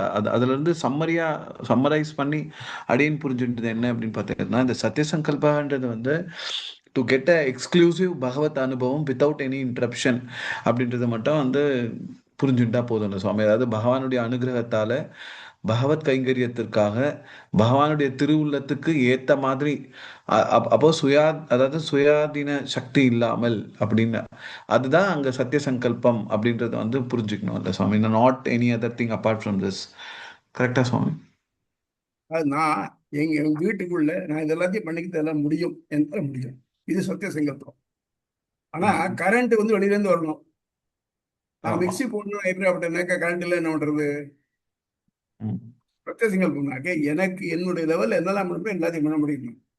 Provided these things were given. But who gives these things? Somebody else. அதான். Yes. அதான். புரிஞ்சுது சுவாமி. இட்ஸ் வெரி நைஸ் சுவாமி இந்த discussion. It's very good. Thank you so நல்லா மச் சுவாமி. பண்ணிருக்காங்க. ரொம்ப ஆமா சந்தோஷம். ஜமிலா மாமி எனக்கு நீங்க ரொம்ப அழகா எனக்கு பாடுறீங்க. பெருமையா எனக்கு வந்து இருக்கு. ஆமா சுவாமி. She sings very well Swami. Adiyan was so ஐயா, no நன்றி ஒரு சுவாமி. மாதிரி ரொம்ப கூஸ் நல்லா பம்ப்ஸ். அவங்க வந்து ரொம்ப அவங்க ரொம்ப அழகா நல்லா பாடுறீங்க. பாடுவாங்க. ஆமா, ரொம்ப நல்லா ஆமா பாடுவாங்க. அடியனுக்கு ரொம்ப சந்தோஷமா இருந்தது. நல்லா the way பாடுவாங்க. you sing. எல்லாமே அவங்க தமிழ் ஆமா. எழுதுவாங்க. தமிழ்ல ஓகே. எல்லாம் உரை நடத்திருக்காங்க. சாதாரணம் இல்ல, எல்லாருமே இங்க இருக்கிறவங்க எல்லாம் ஒவ்வொருத்தரும் ஒன்னொன்னு ரொம்ப வருஷங்களா வாசு நிறைய கம்பராமாயணம் எல்லாமே வாசிச்சிருக்காங்க. தமிழ் வெரி இதெல்லாம் நைஸ். இந்த சங்க இலக்கியங்கள்ல இருந்து அத்தனையும் தெரியும் உங்களுக்கு. அவங்க வந்து wow. Siva sir Tamil teacher. அப்பெல்லாம் ரொம்ப அந்த அளவுக்கு தகுதி கிடையாது சுவாமி. அதுக்கெல்லாம் ஒர்த்து கிடையாது. இல்ல ஒரிஜினல் அவங்க என்னன்னா தமிழ் டீச்சர் அவங்க, அதனாலதான் சொல்றேன். யாராலையும் எல்லாத்தையும் ஒரே இடத்துல அழிச்சுக்க முடியாது. ஆனா பெருமளவு கிரகிக்கிறது அது நல்லா இருக்கும். அதனால ஆமா. அதுக்கு அதாவது இந்த உலக வாழ்வுல அடிபட்டு இருந்துட்டும் இவ்வளவெல்லாம் பண்றீங்கன்னாக்க அது பெரிய காரியம் தான். உங்களுடைய இதுதான், உங்களுடைய குழந்தைகளை ஆசைகள் தான், வளர்த்து ஆசீர்வாதம் தான் சுவாமி. ஆமா உங்களுடைய பகவான் ஆசீர்வாதம். எங்களை அவங்களுக்கு எங்களை கொடுக்கணும் எல்லாரையும் அவங்களுக்கு. நீங்க ஆசீர்வதிக்கணும் சுவாமி. நீங்க தான் எங்களுக்கு இங்க எல்லாரும் நல்ல நல்லா ஒரு இருக்கணும். வாழ்த்துக்களை எங்களுக்கு சொல்லுங்க. வாரவா 2 டே எங்களுக்கு அதுல ஒண்ணும் இதே கிடையாது. நல்லா இருக்கணும், அவ்வளவுதான்.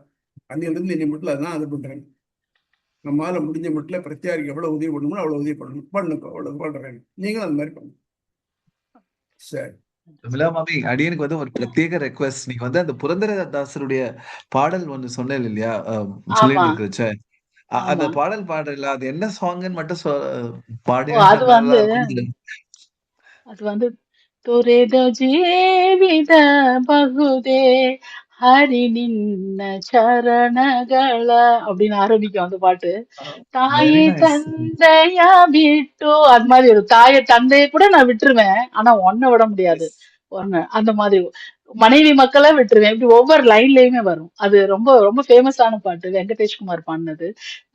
தாசர் தான் நாம அது. ஆமா, பாட்டு தான் அது. அது இதே மாதிரி வந்து ஒரு பாட்டம் இருக்கு அதுல. அது வந்து ஆம், கண்டு கண்டு நீ கைபிடுவரே கிருஷ்ணா புண்டரீகாக்ஷ ஸ்ரீ புருஷோத்தம ஹரி அப்படின்னு ஒரு சேம் ஆ, நீங்க சொன்ன அதே லிரிக்ஸ் ஆ, வந்து பாத்தீங்கன்னா இந்த பாடல்ல ரொம்ப நல்லா இருக்கும். கண்டு கண்டு நீ என்னை ஆ. கைவிடுவேரே கண்ணா. ரொம்ப பியூட்டிஃபுல் சாங் அது. நீங்க வேணாலும் அது ஓகே ஓகே, கூகுள்ல இல்ல கேக்குறேன் யூடியூப்ல நான் சர்ச் பண்ணி அனுப்பி விடுறேன். நீங்க ஓகே பாடி ஓகே. அனுப்பிச்சு வைங்க அடியனுக்கு. நிச்சயமா ரொம்ப நிச்சயமா அழகா பண்றேன். Very thanks. நைஸ். பகவான் எவ்வளவு சந்தோஷப்படுவான்னு just I am thinking no when you sing song in front of Krishna. Krishna எத்தனை அளவுக்கு ஆனந்தப்படுவான்னு வந்து உணர்ந்து பார்க்க முடியறத. ரொம்ப பியூட்டிஃபுல் மாமி. Thank you so much. சரி தேங்க்யூ. ஜமீலா, அது ரொம்ப அழகா இதுக்கு முத்தாய்ப்பு இருக்கிற மாதிரி நீங்க பாடல்களை பாடினீங்க. நீங்க ஒருத்தர் ஓகே தான் பாட இந்த இது முடிஞ்சு ரொம்ப அழகா ஒலியும் மொழியும் மாதிரி நீங்க இதுவும் ஸ்லைடும் போட்டு காமிச்சு பாட்டும் பாடிருக்கீங்க. ஓகே, நன்றிப்பா. அதுவும் ரொம்ப சரியான அழகான இதை வந்து இது பண்ணிருக்கீங்க. அப்புறம் ரொம்ப நன்றி ஜமீலா. உங்க எல்லாரையும் சுவாமி இந்த மாதிரி ஒரு சத்சங்கத்தை இது பண்றது எனக்கு ரொம்ப சந்தோஷம். அதுக்கு நீங்க காரணமா இருந்திருக்கீங்க சுவாமி. உங்களுக்கு என்னுடைய ஆத்மார்த்தமான வணக்கங்கள் சுவாமி. எங்களுக்கு ஆசீர்வாதம் கொடுக்கணும் நீங்க. என்னுடைய ஆசீர்வாதங்கள் எனக்கு ஒரே ஒரு குவாலிஃபிகேஷன் இருக்கு, ஏஜ் இருக்கு. அதனால எல்லாரும் ஆசீர்வாதம். அப்படி இல்ல சுவாமி, நீங்க சொல்லி கொடுக்கலைன்னா எங்களுக்கு இதெல்லாம் விளங்கி இருக்க வாய்ப்பே இல்ல. ரொம்ப நீங்க வந்து பகவத் கிளியரா சங்கல்பம், எங்களுக்கு சொல்லி கொடுத்திருக்கீங்க. ஆமா. பகவத் சங்கல்பம் தான். நீ யாரோ நான் யாரோ இது தெரியாது. எங்கேயோ எப்படியோ ஒரு லிங்க் வந்து பாருங்க. அதுதான் அதான் அதுதான் அவனுடைய சங்கல்பம்ங்கிறது. அதனால பகவத் சங்கல்பம் தான். நம்ம எல்லாம் ஒவ்வொரு வினாடியும் ஒவ்வொரு செயலும் அவனோட தான். சரி. சுவாமி நான் நேத்திக்கு இதுக்கு போனேன், கயா விஷ்ணு பாதம் போயிட்டு வந்தேன் ஓ காலையில. வெரி இன்னைக்கு குட், சந்தோஷம் ரொம்ப அங்கிருந்தா சந்தோஷம். வந்தேன். அங்க அதுல அந்த கதையில கூட வரும், விஷ்ணு மட்டும்தான் முக்தியை தர முடியும். அங்க கதாதரன்கிற அந்த கயால இருக்கிற அந்த அரக்கன் கதாதரன் விஷ்ணு பக்தனை, பேரே அந்த சொல்லுங்க. விஷ்ணு பக்தனை அந்த அப்ப நினைச்சிருந்தேன் அவர் மட்டும்தான் அந்த முக்தியை தர முடியும்னு. அந்த விஷ்ணு பாதம் இது எனக்கு அது அங்க போனதே வேற மாதிரி இருந்தது. அதுக்கு காரணம் இந்த இந்த ஸ்ரீபாஷ்யம் கேட்டதுன்னு நான் நினைக்கிறேன். இல்லைன்னா வேற மாதிரி பார்த்திருந்திருப்பேன், அது ஒரு இது மாதிரி பார்த்திருப்பேன். இப்போ அது அதை நான் பார்க்கச்சே, அந்த விஷ்ணு பாதத்தை பார்க்கச்சே அதோட உணர்வே வேற மாதிரி இருக்கு. அவர் மட்டும்தான் முக்தி தர முடியும் ஏங்கிறது மோட்சம் ததாதி புரிஞ்சுட்டது. முகுந்தகா. பெருமாளுடைய நாமத்துல முகுந்தன்னு பேர் உண்டு. மோட்சம் ததாதி முகுந்தகா. இந்த வேடிக்கை சிவசகஸ்ரநாமமும் மகாபாரதத்துல அனுசாசன பருவத்திலாம் வருது. அதே மாதிரி விஷ்ணு சகஸ்ரநாமம் அதில் தான் வருது. நிறைய பெயர்கள் ரெண்டு ஒன்றா வரும். ஆனால் நாராயணன் முகுந்தன்கிறது சிவசகநாமத்தில் கிடையாது. இந்த ரெண்டும் இவனுக்கே உரியது. அதனால்தான் மோட்சம் யார் கொடுக்க முடியுமோ அவர் தான். மோட்சத்துக்கு மேல வேற பேரே கிடையாது. அதான் அடைய முடியாத பெரும் பேர் இது. அந்த பெரும் பேர் கிடைச்சதுனாக்க மற்றெல்லாம் தானா கிடைக்கிறது. ஆனா அதை தவிர்த்து மற்ற எந்த ஒரு பேரை வாங்கினாலும், எந்த ஒரு பெருமையை நம்ம அடைஞ்சாலும் இது எல்லாமே அல்பம், அஸ்திரம். இது ஒண்ணுதான் நிறையானது. அப்போ நல்லா மோட்சம் அடையணும்னு நினைச்சுட்டே இருந்தாச்சுங்கோ, இதில் கொடுக்க இந்த எடிக்ஸ் எல்லாம் ஃபாலோ பண்ணி வந்தோம்னாக்க நம்மளால தவறே பண்ண முடியாது. அதனால ஒரு மனுஷனை வாழ்க்கையை திருத்தி நல்ல வழிப்படுத்துறது, ஆன்மாவுக்காக உழை அப்படின்னு சொல்றது இருக்கு பாருங்க, அது இந்த மோட்சம் தரதுனாலதான் வருது. அது முகுந்தனாலதான் முடியும். இது இந்த கிளாஸ் முன்னாடி வரைக்கும் இது அதாவது இன்னொரு பிறவி வேணாம், இந்த மாதிரி கஷ்டப்பட வேண்டாம் அப்படிங்கிறது தெரியும். அண்டு ஏதாவது கடவுளை வேண்டிக்கிறதுன்றது தெரியுமே தவிர, அடுத்த ஜென்மம் வேண்டாம், முக்தி வேணும், இது முக்தி வேணும், அது இந்த பாத் வழியா போகணும், இத மாதிரி இதெல்லாம் ஃபாலோ பண்ணணும், இது நாராயணனாலேயே தரப்படும், வேற எதுவும் பண்ண முடியாது அப்படிங்கிறது இதெல்லாம் இந்த கிளாஸுக்கு முன்னாடி வரைக்கும் தெரியாது சுவாமி. எத்தனையோ என்னென்னமோ ஏதோ படிச்சிருக்கோம். எல்லாம் எங்கெங்கயோ நம்ம சின்ன வயசுல இருந்து நம்மள அங்கங்க போடுறாங்க, ஏதோ பண்ணோம், காதுல விழுந்துன்னு தான் இருந்தது. இருந்தாலும் இதுல ஒரு இதுக்கு இத்தனை இதா இருக்கு. இவ்வளவு நாள் கழிச்சுதான் எங்களுக்கு அந்த இது தெரிஞ்சிருக்கு. இப்பதான் தெரிஞ்சிருக்கு. இப்பதான் இது ஒண்ணுதான் கோல், அதை தவிர வேற வழி கிடையாது. நீ புடிச்சா இதுதான், வேற கிடையாது, இல்லாட்டா அவ்வளவுதான், நீ திருப்பி சைக்கிள் மாட்டிப்ப அப்படிங்கறது கிளியர் கட்டா இதுலதான் தெரியாது. என்ன கொடுக்க போறார் கடவுளுங்கிறது தெரியாது நமக்கு, பட் அட்லீஸ்ட் இது தெரியாது. இது வேதத்துல இருக்கு. வேதத்துல இருக்கு. நாம வேற எங்க எடுத்துக்கலோ, இல்ல யாராவது சொல்றத சும்மா யூடியூப்ல சொல்றதே எல்லாரும் நம்புறாங்க. அதனால இது வேதத்துல இருக்கு, இந்த மாதிரி கொடுக்கப்பட்டிருக்கு. இதுக்கு இத்தனை எக்ஸாம்பிள். இவா இத பூர்வபக்ஷமா இப்படி எதிர்த்திருக்கா, இது இவா சொல்றாங்க, இப்படி சொல்றாங்கன்னு அவ்வளோ சாப்டர்ஸ்ல சொல்லி கடைசியா ஒரு ஆத்மாவானது எப்படி போய் சேருங்கிறது வரைக்கும் இருக்கு. இதுல கிளியர் கட்டா மொத்தமும் இதுல வந்துடுறது. இது எங்களுக்கு ஒரு பெரும் பறக்கிறதுல இருந்து போய் சேர்ற மட்டும் இந்த பஞ்சாகிரி வித்தியில இருந்து ஆரம்பிச்சிருக்கோம். பஞ்சாகிரி வித்தியில இருந்து ஒரு ஆத்மாவுடைய பரப்பு அப்படின்னு ஜீவாத்மா அவனுடைய ப்ராபபிலிட்டி 1/∞ வருது. ஆனா அதே மாதிரி அங்க போய் சேர்றதுக்கு அவன் திரும்பி வரதில்லைங்கிறது தெரியுது. ஆனா இது நடுவில் நம்ம படுற பாடு நமக்கே தானாவே தெரியுது. ஆக இந்த மனுஷ பிறவியை நம்ம வீணாக்கிடாம அவன்கிட்ட போய் அடையிறதுக்கு நம்ம முயற்சி பண்ணணும். பண்ணினோம்னா நல்லா அவ்வளவு. வணக்கம் சுவாமி. வணக்கம் சுவாமி, சுபத்ரா பேசுறேன். சொல்லுங்க. கேக்குதா சுவாமி? உமா மேடம் சொன்னது மாதிரிதான் சுவாமி. ரொம்ப நன்றி சுவாமி. ஆக்சுவலா எனக்குமே இந்த டவுட் இருக்கும், வாழ்க்கையோட பர்பஸ் என்ன, கோல் என்னன்ற அந்த கொஸ்டின் வரும். என்னதான் நாங்களா படிச்சாலுமே அந்த கோல் அப்படிங்கறது எனக்கு என்னைக்குமே புரிஞ்சது இல்ல தெளிவா. இப்போ புரியுது. ஆக்சுவலா எதுக்கு பிறந்தோங்கிறது இப்போ புரியுது. ஆஹ் அது வந்து ஒரு கிளாரிட்டி இருக்குது சுவாமி. அடுத்து வந்து எனக்கு எப்பயுமே இந்த மரணம் அதை பத்தி ரொம்ப கொஸ்டின்ஸ் இருக்கும், டெத் பத்தி. அது ஒரு பெரிய ஈவெண்டாவும் அது நடந்துடக்கூடாது அப்படிங்கிற மாதிரியே, மேபி என்னோட ப்ரொஃபஷனாலே என்னன்னு தெரியல, அதை நோக்கியே தான் எங்களோட ப்ரொஃபஷனுமே அமைஞ்சிருக்குமா இல்லையா, அதுலயுமே ரொம்ப குழம்பிக்கிட்டே இருப்பேன். இப்போ புரிஞ்சபடி வந்து இந்த ஒரு பெரிய சம்சார சாகரத்துல இந்த பிறவியோட மரணம்ங்கிறது ஒரு குட்டி ஈவெண்ட் தான் அப்படிங்கிற மாதிரி அதை ஆமா லைட்டா எடுக்கிற அளவுக்கு இப்ப தெளிவு வந்திருக்கு சுவாமி. ஆக்சுவலா ஆமா ரொம்ப நன்றி.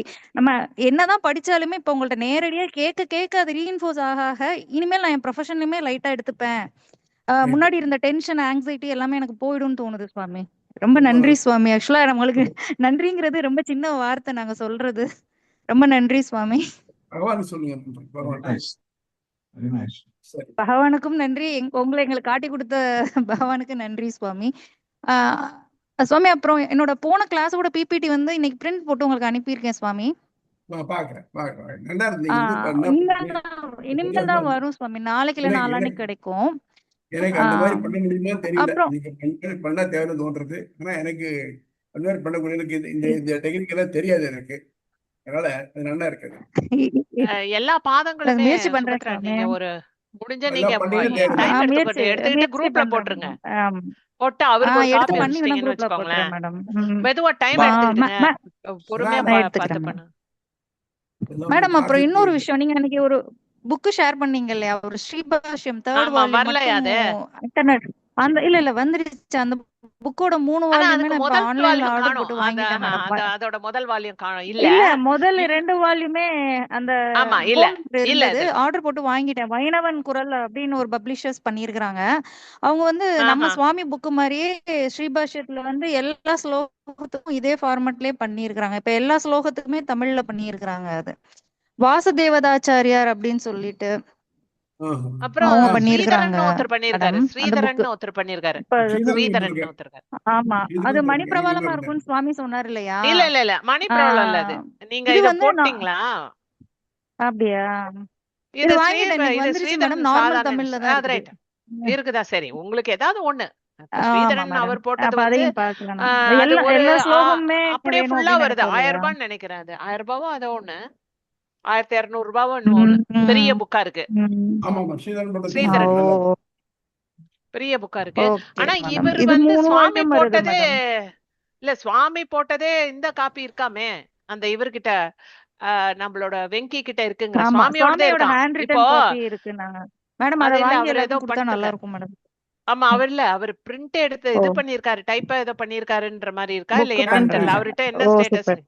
ஸ்கேன் பண்ணி ஸ்டோர் பண்ணிக்கலாம். ஹேண்ட் ஸ்கேன் பண்ணிருக்கான். ஆ நீங்க ஆ வேணும்னா அந்த உங்களுக்கு புரியுற வரைக்கும் இதை வச்சுக்கோங்க. அது அதுல என்ன புரியுது அதையும் பார்த்து நீங்க இப்ப பண்ண போறீங்க இல்லையா, அதுக்கு எல்லாத்தையுமே நீங்க ஆமா காம்பினேஷனா எடுத்துக்கலாமே. உங்களோட உங்க எடுத்துக்கலாம். டாக்குமெண்ட்டை தான் நான் நோட்ஸா வச்சுக்கணும். என்னுடைய கையெழுத்து ஆக்சுவலா பிரதிகள் மேம் நம்ம கையெழுத்து சுவாமி வந்து புக்ல பிரதிலிபி மாதிரி இருக்கு. சுவாமி தந்தையா இருந்தா உங்களுக்கு ஃபோன் பண்ணி கேட்டுருவோம் சுவாமி. எப்போ வேணா கேளுங்க. இதை விட வேற என்ன வேலை எனக்கு? நம்பர் இது ஆமா அதுன்னு சுவாமி. சொல்லி என்னன்னா அவர் அப்படியே வாசிச்சுடுவாரு. அப்படியே நீங்க வந்து இல்ல மேம், நான் என்ன புரிஞ்சுக்கிட்டேன்னா, சுவாமியோட புக் இருக்குல்ல, இப்ப நம்ம வச்சிருக்கிறோம்ல சின்ன புக்கு, ஆனா வந்து இந்த புக்கையும் கிளாஸ் சுவாமியோட கிளாஸ் ரெக்கார்டிங்கையும் கம்பைன் பண்ணோம்னாலே நமக்கு எல்லா அதுவே ஸ்லோகத்துக்கும் அர்த்தம் போதும். வந்துருது அதுவே நிறைய மேடம். வருது. ஏன்னா சுவாமி முதல்ல ஆமா, படிச்சு கரெக்டா காமிப்பாரு வந்துருது. தெரியுமா, அப்புறம் புக்குக்கு ஆமா, போலாம் அப்படிம்பாரு இல்ல இதுல மிஸ் இல்லையா. ஆனதா ஃபர்ஸ்ட் வந்து நம்மளுக்கு படிச்சு கிளாஸ்ல காமிப்பாருல, சொல்லிடுறாரு அந்த மேடம். படிச்சு காமிக்கிறது அவரோட நோட்ஸ் தான். படிச்சு ஆமா, காமிக்கிறாரு அது இல்லையா, அது தெரியும் அவரோட மேடம். நோட்ஸ். அதாவது எக்ஸ்பேண்டட் வெர்ஷன். அது படிச்சுட்டு அவருக்கு அப்புறமா ஆமா தான் நம்ம புக்குக்கு போலான்றாரு. அதனால நம்ம அவருதே நிறைய இருக்கு ஆமா ஆக்சுவலி. நம்ம ஒரு ஆமா. இதே வந்து நம்ம 2 நாள் 4 நாள் எடுப்பாரு இல்லையா. அந்த கிளாஸ் நீங்க மத்த ரெக்கார்டிங் புக்கெல்லாம் கேட்டனால நம்மளுக்கு பாக்குறதுக்கே எல்லா நேரம் ஸ்லோகமும் இருக்காது. புரிஞ்சிரும். ஆமா, எல்லாமே வந்துரும். அதுல வந்து நீங்க இது 2 மத்த கேட்டாலும் புக்கெல்லாம் போதும். பாத்தீங்கன்னா ரொம்ப லேட் ஆகும் பாக்குறதுக்கு. இந்த ம். கிளாஸஸே நம்பர் ஆஃப் கிளாஸஸ் உங்களுக்கு நிறைய இருக்குல்ல, நமக்கு சரியாயிடும். ஆமா மேம். மெதுவா பண்ணுவோம் மேம். கொஞ்சம் கொஞ்சமா பண்றேன். நல்லா பண்றதுக்கு ட்ரை பண்றேன் மேம். பண்ணுங்க. நன்றி சுவாமி. ஐயா ஒரு ரெக்வஸ்ட் நீங்க குடுக்கறத நான் ஒரு புக்கா போட்டுறேன் சுபத்ரா. பிரிண்ட் எடுத்து மேடம். ஜெராக்ஸ் எடுத்து வச்சுக்கிறேன். அது ஒரு நோட்ஸ் சட்டா. மாமி அடியேன் என்ன சொல்ல வந்தேன்னா, நீங்க பிபிடி ரெடி பண்ண உடனே குரூப்ல ஷேர் பண்ணுங்க. நான் வந்து வெங்கி சுவாமிக்கு வந்து அனுப்பிச்சு வச்சுடுறேன் டீம்ஸ்ல. சுவாமிக்கு அது வந்து அந்த ப்ராசஸ்லாம் வராது அதனால. Okay okay sir okay. அது கரெக்ட். அவங்களுக்கு அனுப்பிடுங்க. அவங்கள எல்லாரையுமே நான் பிரிண்ட் எடுத்து போஸ்ட்ல அனுப்ப சொல்லிட்டேன் சுவாமிக்கு. That's print good. எடுத்து அவங்க எல்லாம் கொரியர்ல அனுப்ப சொல்லிட்டேன். யாரா இருந்தாலும் கொரியர்ல அனுப்பிடுங்க. அவருக்கு வந்து ஈஸியா இருக்கும் பேப்பர்ல பாக்குறது. ஆமா. இல்ல இருந்தாலும் வெங்கி சுவாமிக்கும் வந்து அனுப்பிச்சு வச்சிருந்தா அவர் எல்லாத்தையும் கம்பைல் பண்ணி வந்து he will do no in another form. Right. அது டெஃபினட்டா இவங்க முடிச்ச உடனே குரூப்ல தானே போடுவாங்க. ஆமா. வெரி சரிம்மா. நைஸ். அப்புறம் ரொம்ப சந்தோஷம். நமஸ்காரம் சுவாமி. தாஸ். இங்க வெற்றியை காணே. நமஸ்காரம் சுவாமி, இருக்கிறேன். கேக்குதா? இது பேருல வரல, இதான் கேட்டேன். ரைட்டு. நல்லா இருக்கு சுவாமி. இன்னைக்கு மேடம் நல்லா சூப்பரா பக்தி விருந்து இன்னைக்கு வச்சுட்டாங்க. கம்பராமாயணத்துல இருந்து 4000 திவ்ய பிரபந்தம், புரந்தரதாசர் எல்லாம் பெரிய விருந்து இன்னைக்கு. ஸ்பெஷல் கிளாஸா இருந்தது கடைசி கிளாஸ். அந்த அவங்க வந்து இந்த பலாத்தியாயத்தோட முழு தாத்பரியத்தையும் சொன்னாலும் முக்கியமான ஒரு பலாத்தியாயம் ஒண்ணு பண்ணிருக்கிறாங்க. அது என்னன்னா, நீங்க வகுப்படுத்த அத்தனையுமே வந்து வீடியோ ரெக்கார்டிங்ல கொண்டு வந்து யூடியூப்ல ஃபாரெவர் அதை வந்து ஒரு நோட்ஸ் மாதிரி எங்களுக்கு வச்சிருக்கிறாங்க. அது வந்து என்ன சொல்றது, ரொம்ப அது இது வரைக்கும் எனக்கு தெரிஞ்சு அதுதான் எதிர்கால சந்ததிகளுக்குள்ள ரொம்ப பயனுள்ளதா இருக்க போறது. நிச்சயமா அது பயன்படும். என்னைக்கும் நின்று அது பயன்படும். எங்களுக்கும் அது ரெஃபரன்ஸ், அதெல்லாம் பேஸ் பண்ணி தான் நாங்க பேசினது, படிக்கிறது, எதிர்கால சந்தேகங்கள்ல கிளியர் பண்ண போறது எல்லாமே அதுதான். அதனால அந்த குழுவின் சார்பா ஜெமிலா மேடத்துக்கு ஒரு மிகப்பெரிய நன்றி. தொடர்ந்து அந்த வகுப்புகளை தவறாம எங்களுக்கு அரேஞ்ச் பண்ணி கொடுத்துருக்காங்க. அண்ட் இன்னைக்கு கடைசி வகுப்பு ரொம்ப ரொம்ப ஸ்பெஷலா இருந்தது. Thank you so much madam. Thank you. அடியன் சுவாமி, நன்றி. சரி, தேங்க்யூ ஜெமிலா. எங்க இருந்தாலும் எந்த நாட்டுல இருந்தாலும் கண்டினியூஸா பண்ணீங்க. தேங்க்யூ. பாட்டுல அருமையா இருந்தது. Jemila ma'am thank you. சொல்லுங்க. தேங்க்யூ. சூப்பரா இருந்தது. தேங்க்யூ. சரி, நான் உங்ககிட்ட நன்றி சுவாமி. அடியேன். தாசன் சுவாமி. தஸ்மை ராமானுஜார்யாய நம பரமயோகினி ஸ்ருதி சூத்ராணாம் அந்தர்ஜுரம் அசீசமத். அடியேன் தாசன் சுவாமி. சேவிச்சுக்கிறோம் சுவாமி. அடியன் தாசன். தாசன் சுவாமி.